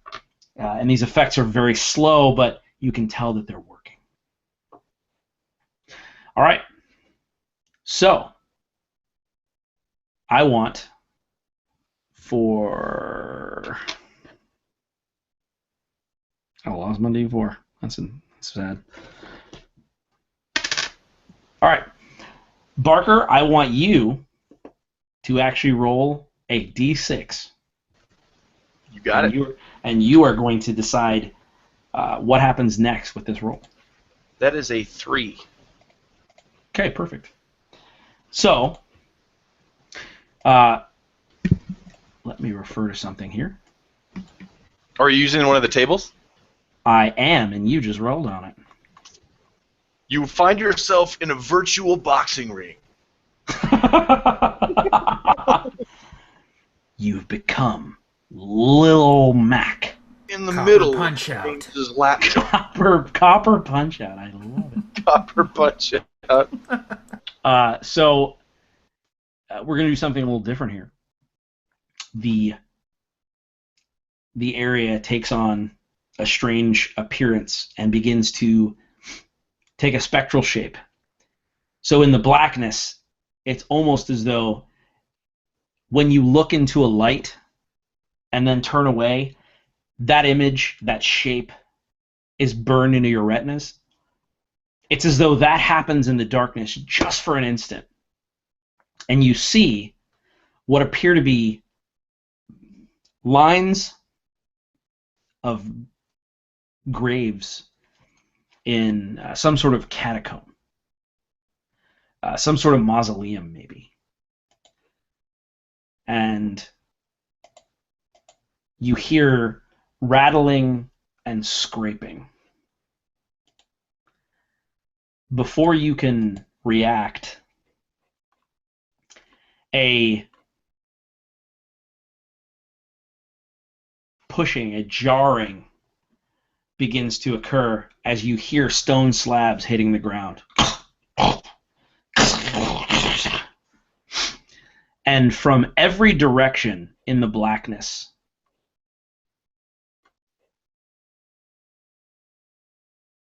undead of some sort begin to stalk out of the blackness. Shit! And so we go back into the initiative order, and that means that it would be Hammer's turn. Awesome. All right, so this was a fairly large room relative to my speed, say, because if the radius were 60 feet and I've only got a speed of 40, are these things closed in enough that I could get close enough to get a couple attacks in? So what I want to do is I want to make it so that the physics and the time in this place and sort of the distance and space is weird. So I've always loved this effect when I see it in movies. Like it's that sort of fast, jittery movement. I don't know if you know what I'm talking about, but like they did it in Avengers 2 when Scarlet Witch sort of like backed out of the door. It's just unnatural. Tales from the Crypt did it a few times, The Ring, those kinds of things. So these things are far away and begin lumbering, and then and then they're right on you. They're right on all of you. They're in the midst of it, and one of them is jarring back to bite Angus. All right, so I wasn't super close to Angus, and it sounds a lot like there are about 10 undead between me and him. Sure. And so I'm just going to attack the 3 closest to me with 3 attacks. Perfect. So first is a 25. That hits. Second is 11. Perfect. 22. So 3 hits? That is 2 hits. Okay, that's what I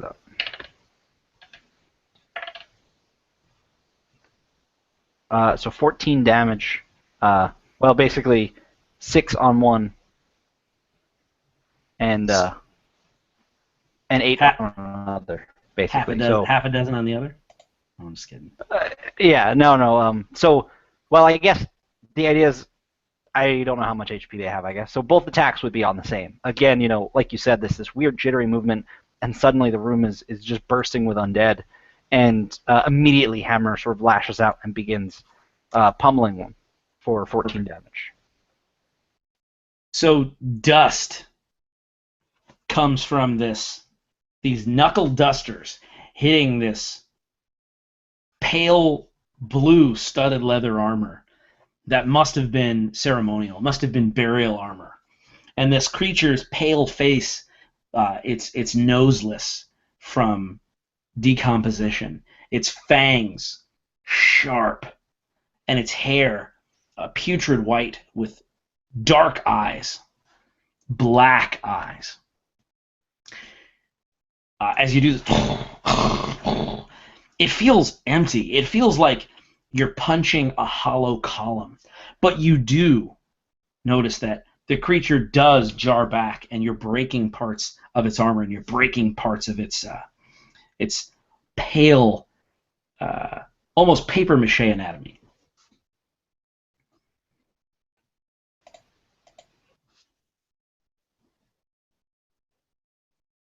All right. By the way, just imagining a paper mache undead being punched to death is pretty much one of the most interesting, like, most disgusting things I'm imagining. The sound of it and Dude, the way I can picture it like perfectly. it's perfectly. like a pinata, an undead Yeah. pinata just caving in as you hit Exactly. it. That's all I imagine. So, and that's. You're muted, Tim. You accidentally muted yourself. Hey guys, no, I didn't. So why would you say that? Why it was you make up that stuff to ruin the game. So this creature, I would say, stumbles back towards Flashpan, and Flashpan, it's your turn unless Hammer you want to move. No, basically he's sort of in the midst of this, and he's going to continue pummeling whichever ones are closest to him, given the chance. Flashpan. Are there any groups of these things kind of clustered together, not close to us right now? I would say yes. So let's say that beneath coins is a group spread apart of 3 that are each within 5 feet of each other. Okay. So what I'd like to do is I'm kind of on the ground from the goblins, the spectral goblins that kind of cut into me, and I'm laying there with my crossbow, and I see my cigar laying on the floor, just kind of smoking, and I roll. I like kind of not somersault, but barrel roll across the floor, and maybe as I'm rolling, I roll around one of these undead creatures, and Hammer jumps over me as I roll underneath him. And I grab my cigar, and in the same motion, I reach into my jacket and I pull out this weird kind of almost clockwork bundle with a fuse on the end of it. And I just stick my cigar into the fuse, and I go, "Fire in the hole!" And I'm going to throw it back towards that group that's underneath coins. And I'm going to use my demolitions expert renown and throw that explosive. So all of the creatures within 5 feet of where it lands need to make a DC 12 dexterity saving throw. Perfect, and I will do so. Nope. Nope. Not at all. To make that clear to anyone still watching, this is a Fire Ant's renown that he's using, right? Yeah, so basically I get, right now, I get 2 of these explosives that I can make during a short or long rest, and they do a pretty good amount of damage when I toss them. So, and the other renowns that I get later on let me do more things with them and also avoid damage from them too. So, we got so 30 people watching with us, by the way. That's awesome. So, Tim, it's 13 damage, 8 of which is fire, 5 of which is bludgeoning. So this thing just blows up like a couple seconds after it lands in the midst of these undead creatures. Perfect. So the way I'm going to play that out is the damage, not only because it's, as you said, it's force damage, the damage doesn't only burn them, causing them to just be engulfed in flames because they're old, they're rotting, they are ripe to burn. But the force damage not only throws them across this room / portion of the Wailing Grey, but I would say that it blows them apart. They're so old and dusty. So that it's just, and they are just obliterated, absolutely gone.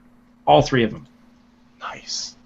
And as the explosion is going off, I very nonchalantly stand up, brush myself off, and blow on the tip of my cigar to get it going again, and then stick it back in my mouth. I love that. Amazing. That's So, awesome.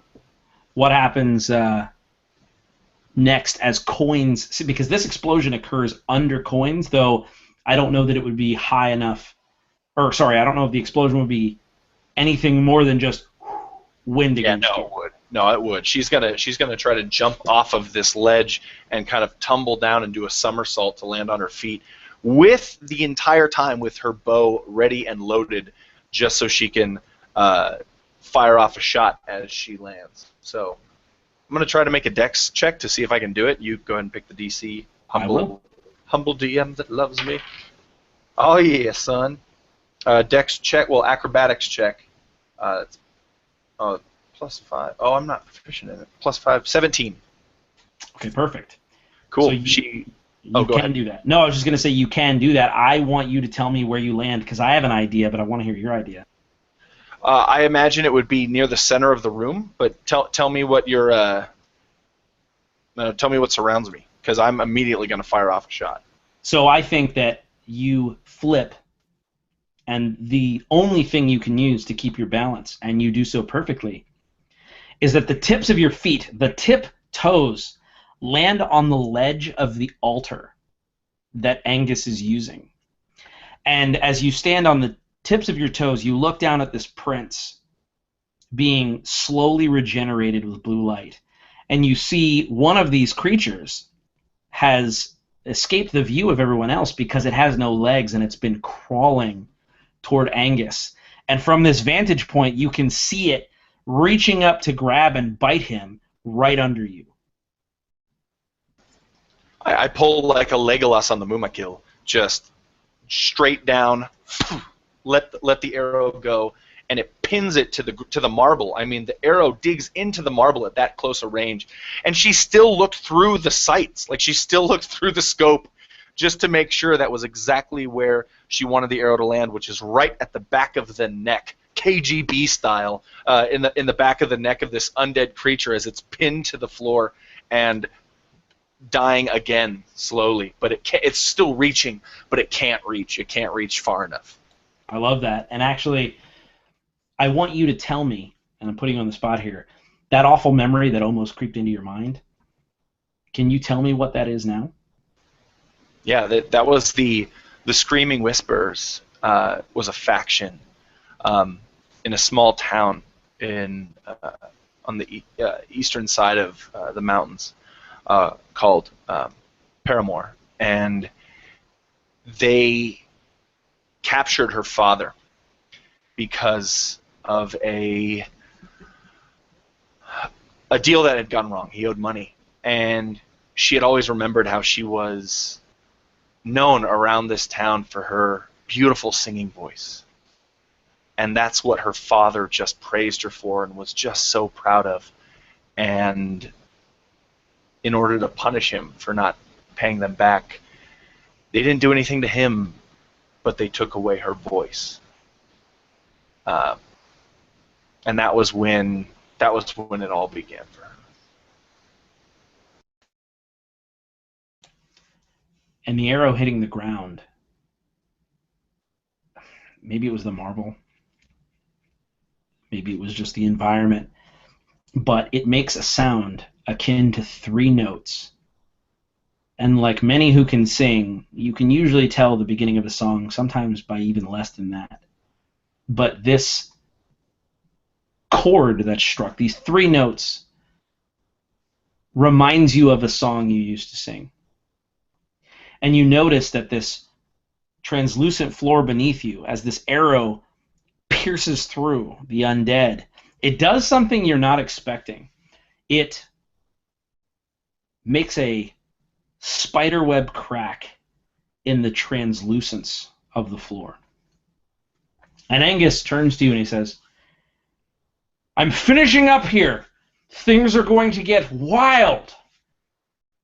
And you see from there, he lurches back, and as though he's commanding an undead marionette, he lifts the prince with hot blue energy and begins to forcefully press limbs together. This must be the searing of the body back together. And you see this midsection, these slashes, this exploded bicep begin to almost melt together, keeping somewhat of a form, but looking scarred and slightly gnarled as these bones begin to shift and crack and break into place, and the prince is risen, wrapped in nothing but some bloody cloths. And I want everybody to give me an insight check. Doing it. Oh, nat 20.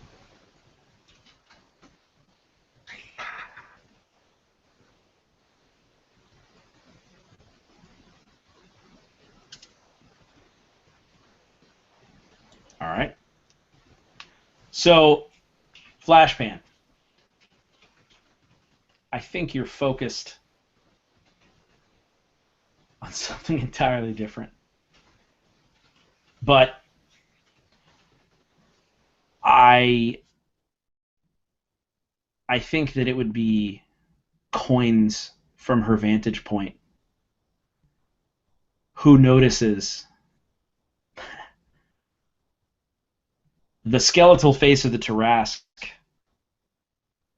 begins to look as though vines were growing from it, as though plant life is sprouting forth from it, but it's not plant life at all. It's sinews and tendons and muscles, and you notice that it begins to have its empty sockets, as though someone were filling it with phantom pitchers of water, filling it with what is eyes, and then veins, and then pupils that dilate. And you realize that as this prince has been resurrected, the energies in this evil primordial place are also tapping into the Tarrasque below. I'm really sorry I said it was a Tarrasque, you guys. It's a pony. I could have said it's like a CR 1/2 peasant down there. Yeah. Just one guy. Literally could have said anything. Yeah, but I said Tarrasque. I'm sorry, I said it wasn't Tarrasque.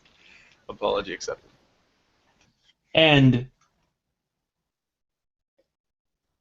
I want everybody to make a dexterity saving throw as the floor collapses beneath you, and you end up close to the situation that this whole thing started on, which is hopefully hanging by your fingertips.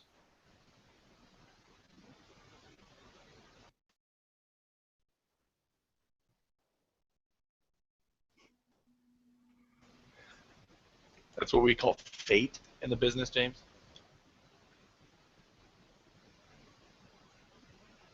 For the viewers at home, James rolled an 8, used his inspiration, and then rolled an 8. So, you don't fall far onto the teeth of this mighty beast. However, Coins manages to stay atop the only thing that doesn't collapse, which is this altar, this thing that's bathed in holy light, that somehow is fighting the energies of the Wailing Grey. And as Angus and the elevated prince look down, he's like, "My, that's terrible. I want..." in fact, I'll do this interestingly. Coins, you described to me what it looks like as your teammates fall and hit the teeth of this Tarrasque, maybe 20 feet down. I want you to imagine, like, the entire room just collapsing around this body of this Tarrasque and crumbles, like the rubble is crumbling off of it, and you can begin to see the skin off the back of it. And begin to tell kind of what it is, this living monster. But the altar itself, glowing in blue, is just hovering there, like it's disconnected completely from the temple, which, ceiling and all, has just kind of crumbled around this beast as it has shaken it off like it's a piece of lint on its back, you know, nothing. But this altar is just clinging there. So you guys, I would imagine, are falling onto it, and then you begin sliding down the sides of it towards its wide open jaws. And in fact, flash pan, you're right. You maybe are like about to slide right next to the eye.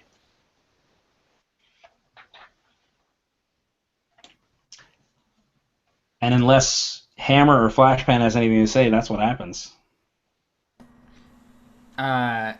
Would I have the wherewithal, as I slide past the eye, to stick my second Arcanic Bomb on its eye or around its eye as I slide past it? You would do so without thinking. Yeah. Cool. So that's what I do. Like, I'm just like sliding down this thing, and I'm just in utter shock as I'm sliding down this thing's head, and I look and I just see this massive eye that's probably about the size of a lake. Like, just as I'm going by it, just this wet white thing, and then I see this pupil just kind of slide down and look at me, and so I would just kind of grab this bomb, light it with the cigar, and just stick it in. I imagine there's barbs on the end of this bomb for sticking into structures and vehicles and things, and I just stick it into the scales of this thing as I slide past and continue sliding down, and just know that in about 2.5 seconds that thing's gonna blow. This is just a perfect other example of, oh, hey guys, good morning. Oh fuck! Yeah. What the hell? What did I do? And then, whoa! Honey, I think there's a Copper Jackal's nest on the porch.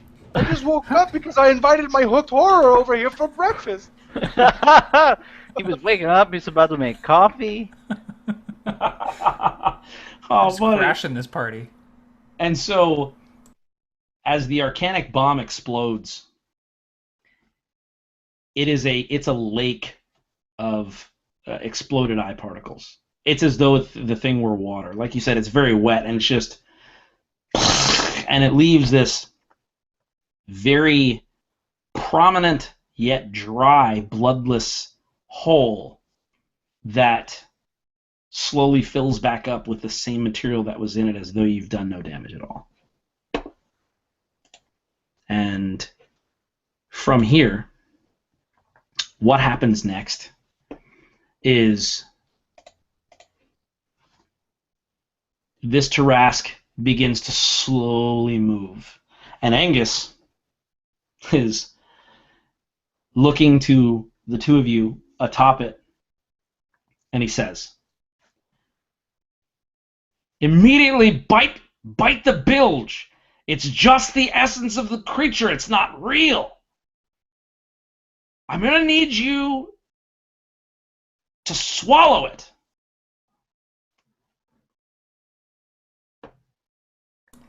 And I call up as I'm sliding. But you specifically told us not to. Well, you'll probably die, but probably and definitely are very different. So, Flashpan is just kind of hanging onto this thing. Maybe he grabbed a loose scale or something, and he's just dangling off of the Tarask.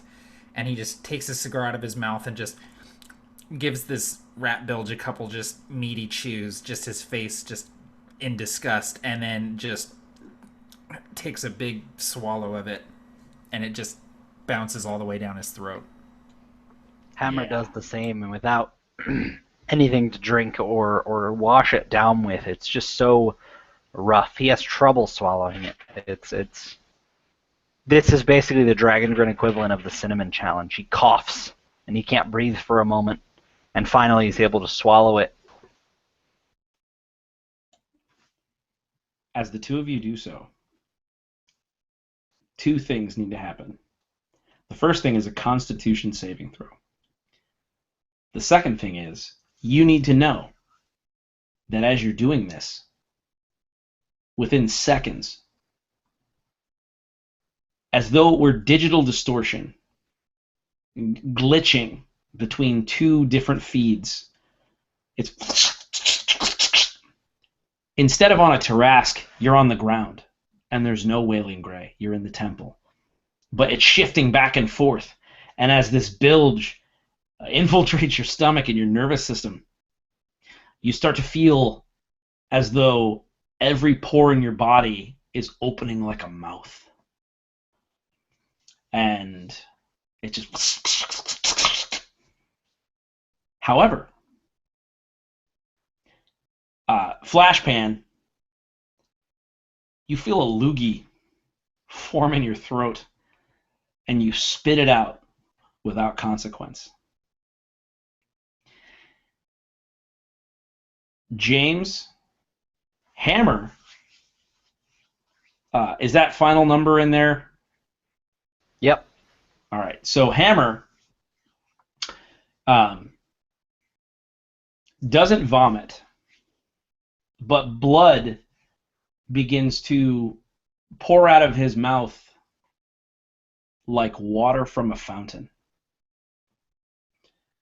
And he can spit it, but it continues to come in different bursts. And I want you to take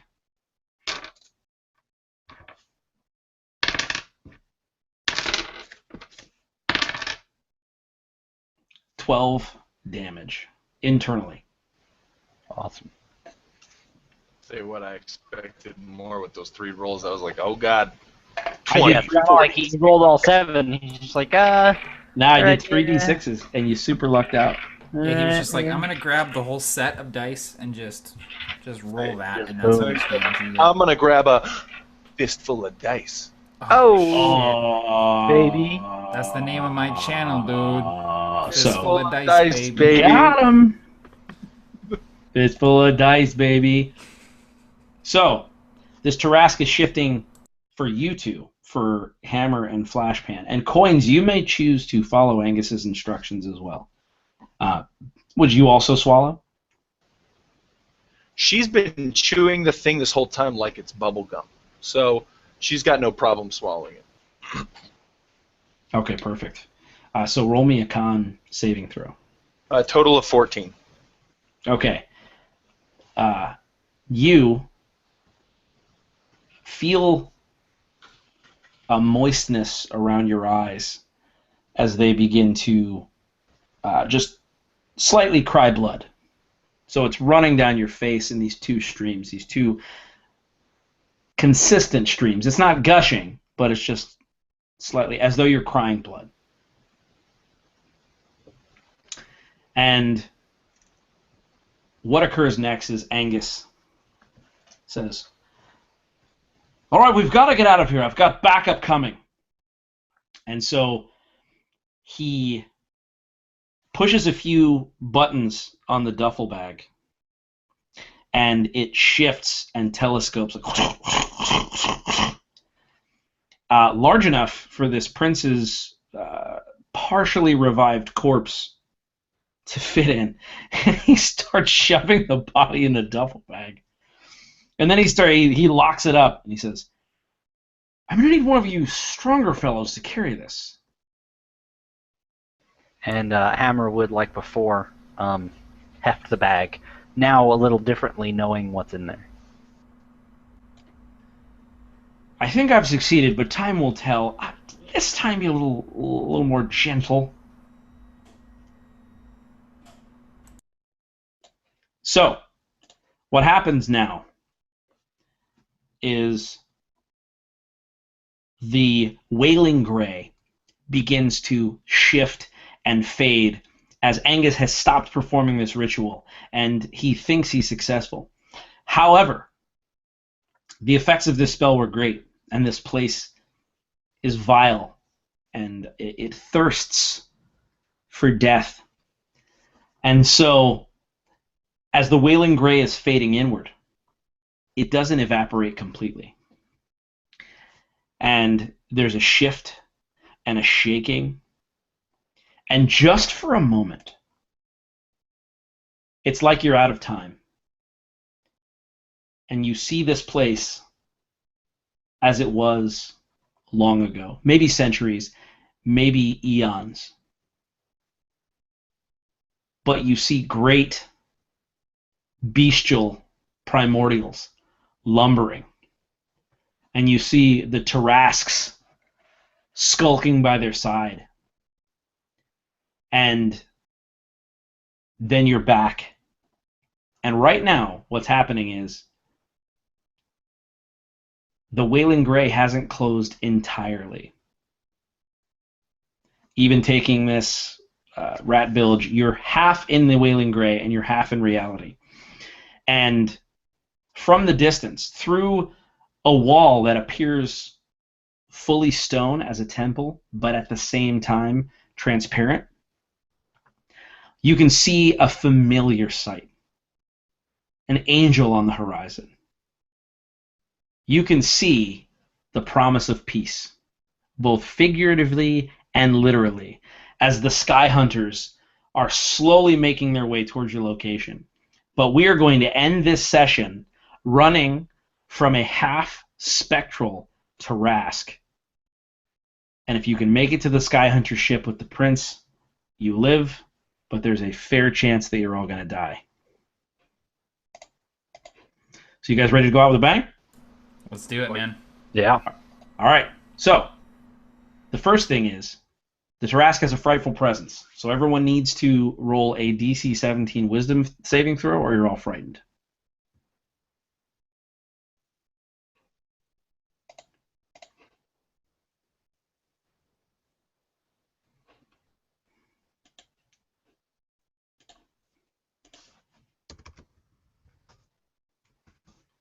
All right.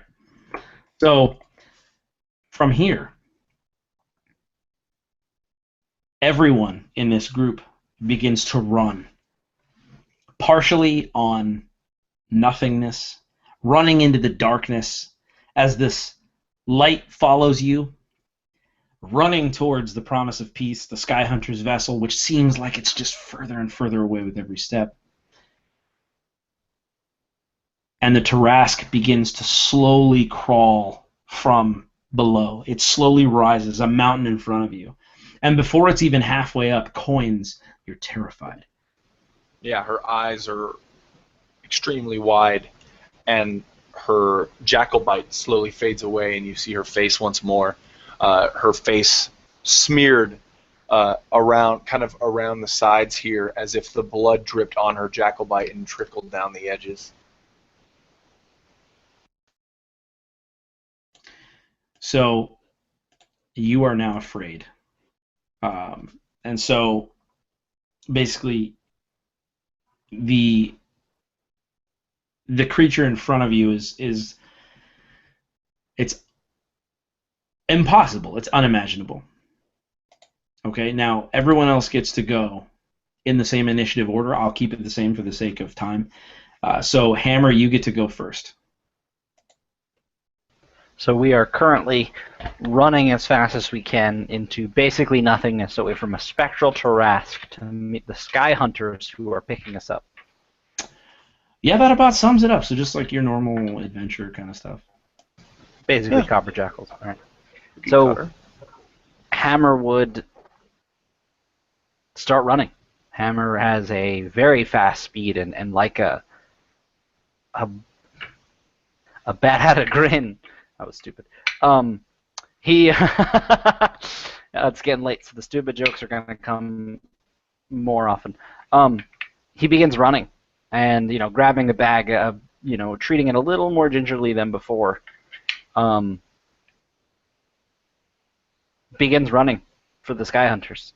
He knows that he doesn't have to worry about his fellow Copper Jackals. They'll get out if they get out, but he knows they're capable.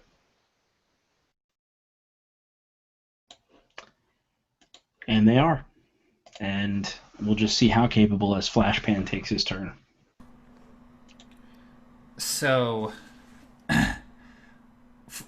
Flashpan is not fast. He is stout. He is of a race that is not quick or mobile to begin with. And you add in the fact that he lost his leg during his initiation into the fire ants, and he's downright hobbled. And so as Hammer takes off, he takes off after him, but his limp is getting the better of him. And as he's running towards the airship, he starts to feel like this might be it. And so he's going to keep running. He's going to try to live. But as he's running, he's pulling the corks on Alchemist's fire on a bandolier across his chest in the hopes that if he gets eaten, he's gonna at least give the Tarrasques some heartburn. I love that, man. I love it. So coins. Yes. What do you do? I'll let you sort of act narratively here. She's completely frightened, and this beast has come out in front of her, correct? I would imagine that she is kind of given pause as it comes rising out of the earth and kind of facing her companions who are still running. She realizes for a moment that there's no way around it, but she's still going to try to kind of run maybe toward it or around it, find some way past it. Perfect, and you do so. I'll allow you to do that with your full movement. Yep. Now, the thing is, the way that frightened works, and someone correct me if I'm wrong here, but basically it's disadvantage. Now, the thing is, you can't move toward your source of fear, but I'll count you moving around it as going away from it.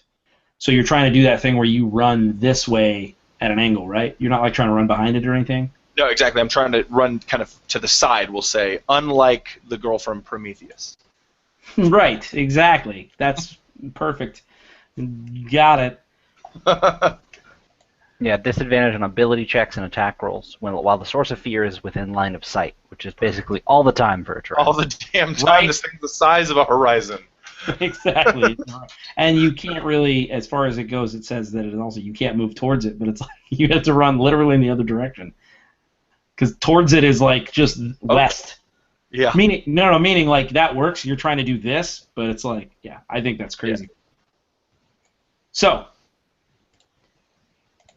this beast has stood, and it towers. This is a legendary creature, possibly the most dreaded monster of the material plane. This is a myth. Its destructive potential is less than maybe it would have been because it's spectral in a way, and it's shifting in and out of reality. But you've managed to wake it from its slumber. So what it's going to do is, first, for coins, it's going to look at you. And inquisitively, you'll notice that it doesn't strike. It doesn't try to bite you. It doesn't try to use its hands. It's almost not worried about you until you see a wall coming at you. Until you see this creature's tail knocking trees over as toothpicks, coming at you as though a mountain itself was moving. What is your armor class? 16. Okay. The tail hits you for 24 bludgeoning damage. You must succeed on a strength saving throw of DC 20 or you're knocked prone as it slides you like a rag doll. I am not knocked prone, but I'm able to kind of clutch onto the tail, mind obliterated for a second as it's dragging me through the forest. I assume smashing into trees and... Absolutely. Absolutely. So, following that, flash pan, the creature moves faster than you imagine as it makes an attempt to open its jaws and swallow you whole. So, if this attack hits you, you take the bite's damage, and then basically I can swallow you. But it's the way it works is sort of like a grapple effect. So let's see what happens. Okay, I'm rolling just in case I crit fail. Yeah, because you're hitting all of our AC. Yeah, like without even rolling. But so, yeah. All right. So describe to me what it looks like as you take 36 piercing damage And then if you can also, you are swallowed, you're restrained unless you can make a DC 20 strength check.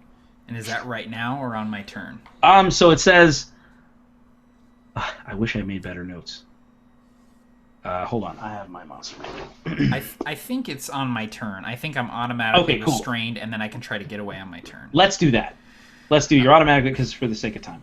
So yeah, that's what we'll do. He plucks me out of the ground like a weed, just like, and I'm gone, and you see legs just kind of kicking as this thing rears up from the ground after having swallowed me, and I think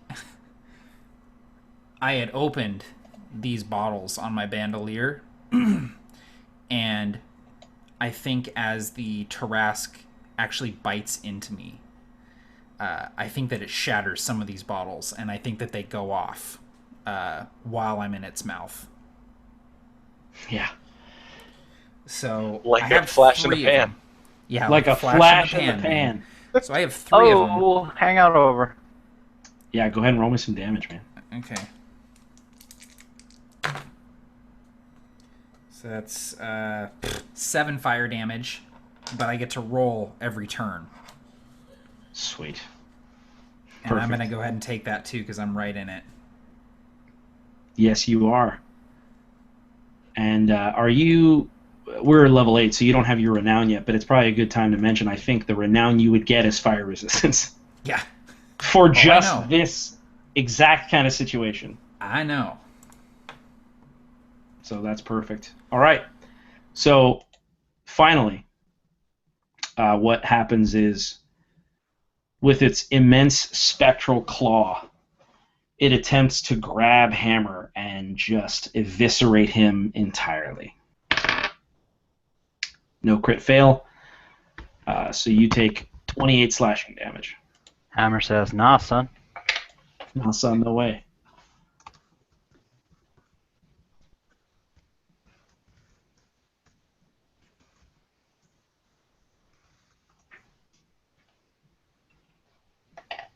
Awesome.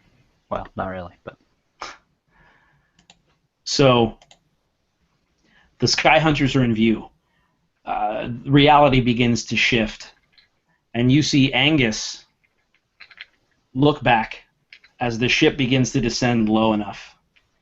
Coins is being dragged by this tail, and Angus sort of squares off with the beast as Flashpan is in the creature's mouth, probably a tooth going straight through an arm.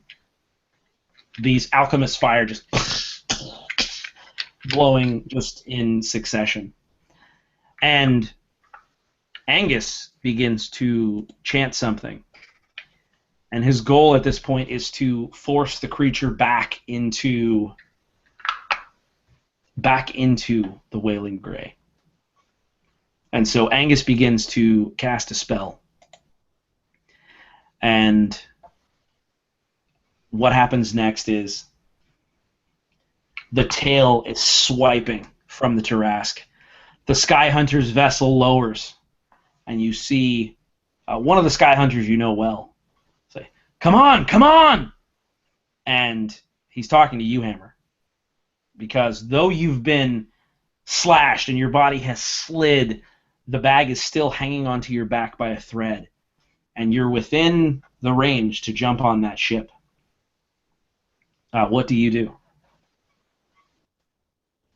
so running, Hammer would absolutely jump on the ship, and he would do so in such a way that just in case he missed or didn't catch, he would hopefully still be able to chuck the bag onto the deck. In the event that something went horribly wrong. You do. Do you yourself? You can make it to the ship if you choose to. So you can throw the bag and then use the rest of your movement to get onto it. Yeah, absolutely. He would jump on the ship. All right. So you're on the ship, and the person who opened the sort of entrance for you says, "All right, we got to try to save him." And so, narratively, I'm going to let all of you choose exactly what happens to your characters. We'll do it in order. So I'll go ahead and say Barker, you can tell me what you think happens to Coins. Coins is being dragged through the forest, and she kind of is held onto this tail, but she looks and she sees that she's about to be slammed into a cliff. And her mind flashes back, and she sees those gangsters telling her father, you know, if you ever wonder whether or not you should be paying your debts, we've taken your daughter's voice and taught her to only say one phrase. Isn't that right, little girl? And she says, goes to say the word no, but instead says, without compromise. Without compromise. And she said, and they start laughing and say, should your father pay his debts? Without compromise. Without compromise. And nothing else can come out. And then she flashes back to where she is, and she sees the cliff just heading towards her. And she whispers, without compromise. And then, boom, a cloud of dust and smoke, and the cliff shakes and begins to crumble and topple down on top of her remains as she's done.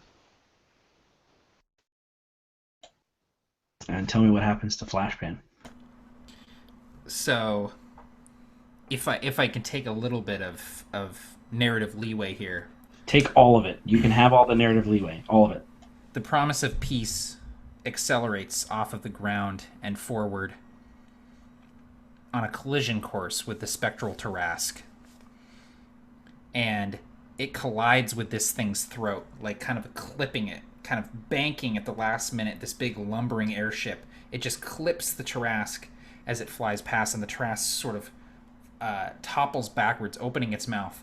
And out of its mouth comes Flashpan, bleeding, scorched, fire and smoke engulfing him, blood just flowing from a dozen stab wounds, and he is firing his crossbow at this thing as he falls backwards out of its mouth,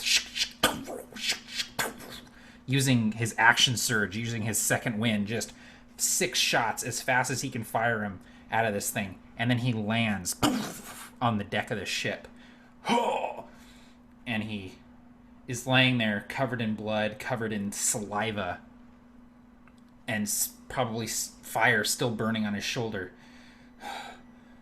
And he reaches into his jacket, pulls out a cigar, lights it on the fire that is burning, and puts it in his mouth and says, "Grab Coins, let's get the hell out of here." And Hammer would sort of help him up and pat this fire out on his shoulder. And I imagine actually that he would go to help him up, and Flashpan would say, "No, no," and he'd continue lying there. And I'd tell him, I said, "I don't think Coins is going to make it." And I just nod to you, and knowing that that is something that all Copper Jackals, specifically Onslaught Jackals, sign up for, I just nod and say, "She went out well. Let's go."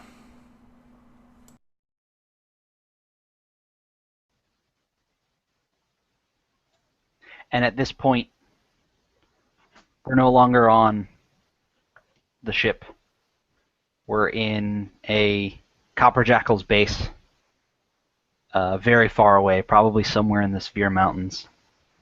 And patched up and bandaged, sitting in front of Malcolm Bonfire Bonson, the head of the Fire Ants, Loris Gut Ripper Kelwin, the head of the Onslaught, and Idrim Scalpel Shale, the leader of the Revivers, the chapter head.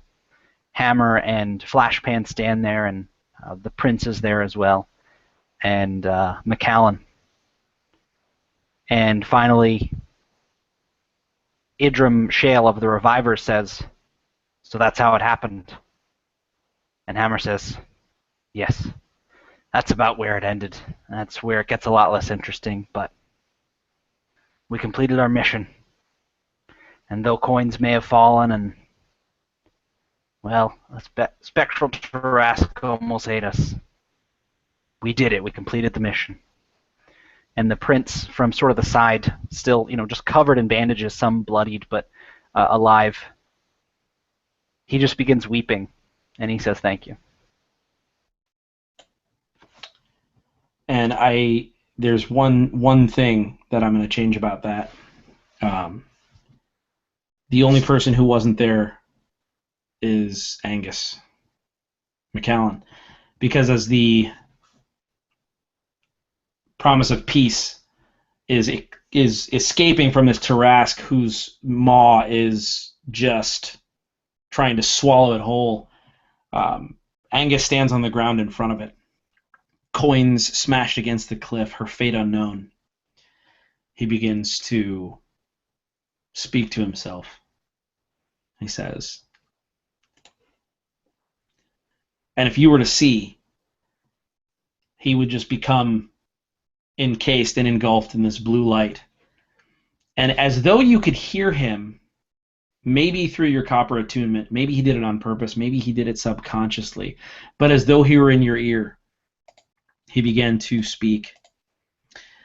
And he just started telling a story.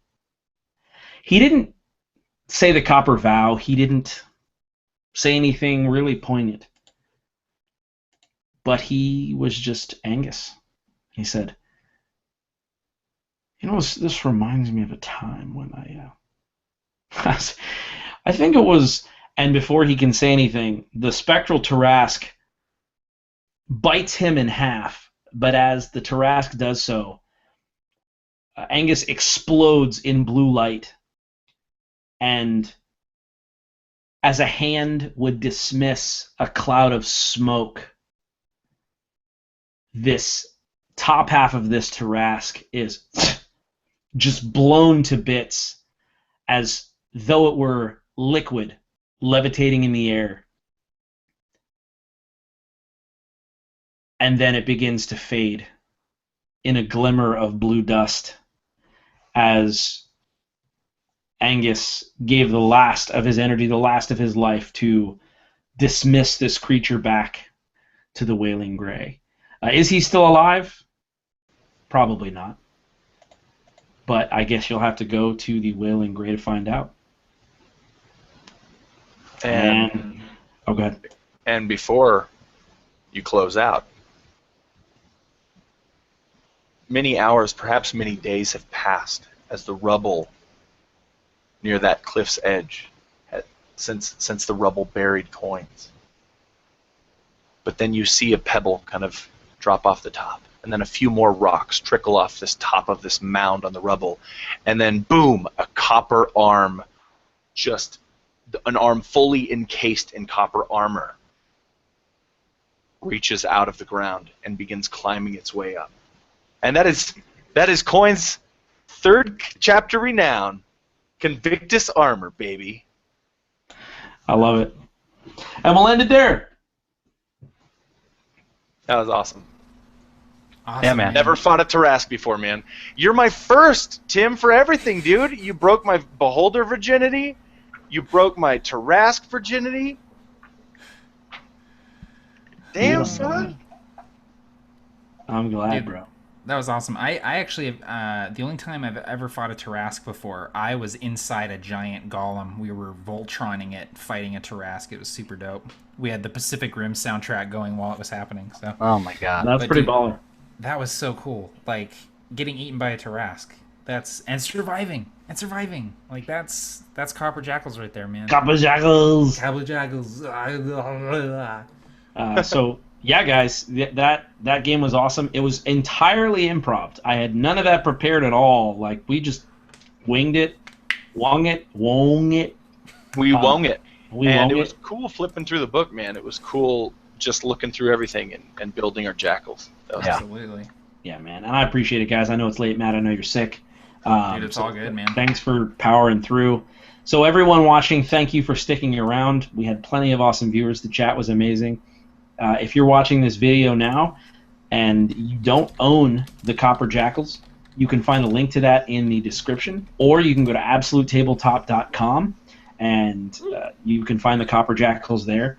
But I think you'll love it, and genuinely, I want to hear what you guys think about it. Pick up the supplement, let me know what your favorite chapter is, and let James know what your favorite boons are and everything. In closing, we also want to see your chapters. And there'll be more information on that coming probably tomorrow because it's pretty late, but we'll give you the official submission information. And as of now, I'm just going to go, I'll go right to left, Barks, since we always go left to right. And start with Matt if you want to close out and wrap this thing up. Absolutely, yeah. I am Matt, and I played Flashpan. Tim, this was awesome. Thanks for running this game, man. I love playing in games with you, and the improv games are always fun and always keep us all kind of thinking on our toes. So, yeah, man, thanks for running this game. And, again, if you haven't picked up the Copper Jackals, definitely go to AbsoluteTabletop.com and pick it up. Totally. What about you, James? Yeah, same thing. This was a whole lot of fun. This was really cool. Just like Matt said, it was cool to flip through the book as a player. And I think that is a big deal. It worked as well as I'd hoped as far as the boons were concerned. I don't know. It was really exciting, and I was happy to be able to use it like a player. So, yeah, that's basically it. This was a lot of fun. And I can't wait to see Jake from Mini Terrain Domain's Copper Jackals game because it's going to be awesome. And Chris Wilhelm ran a really cool one shot on the Drop Dice channel called Cold Snap. That was awesome. I won't spoil it, but he uses lore from the book and he turns it on its ear, and it was really fun to watch. So great players too. So Barks. My name is Barker. I run the channel Be a Better Game Master, and today I played Coins, who is a character that I will want to play again in the future. She's awesome. I really enjoyed playing her, and I don't play many characters with her personality or kind of style, so it was a blast. And thanks everyone for tuning in. This is awesome, and send in your Copper Jackals. I want to see what you guys make because there's so many options. It's like almost impossible to make the same one twice. So have fun. Yeah, guys. So in closing, I'm Tim with Tabletop Terrors, and Absolute Tabletop. We're really proud of this supplement, but most of all, we just want to thank you for being a part, for participating in any way you do. And if you're not a part of our Facebook group, you really should join. It's facebook.com/groups/Absolute Tabletop. Or, like Barker says, just go to Facebook and search Absolute Tabletop, which is much quicker. So, until the next time, may your dice roll high.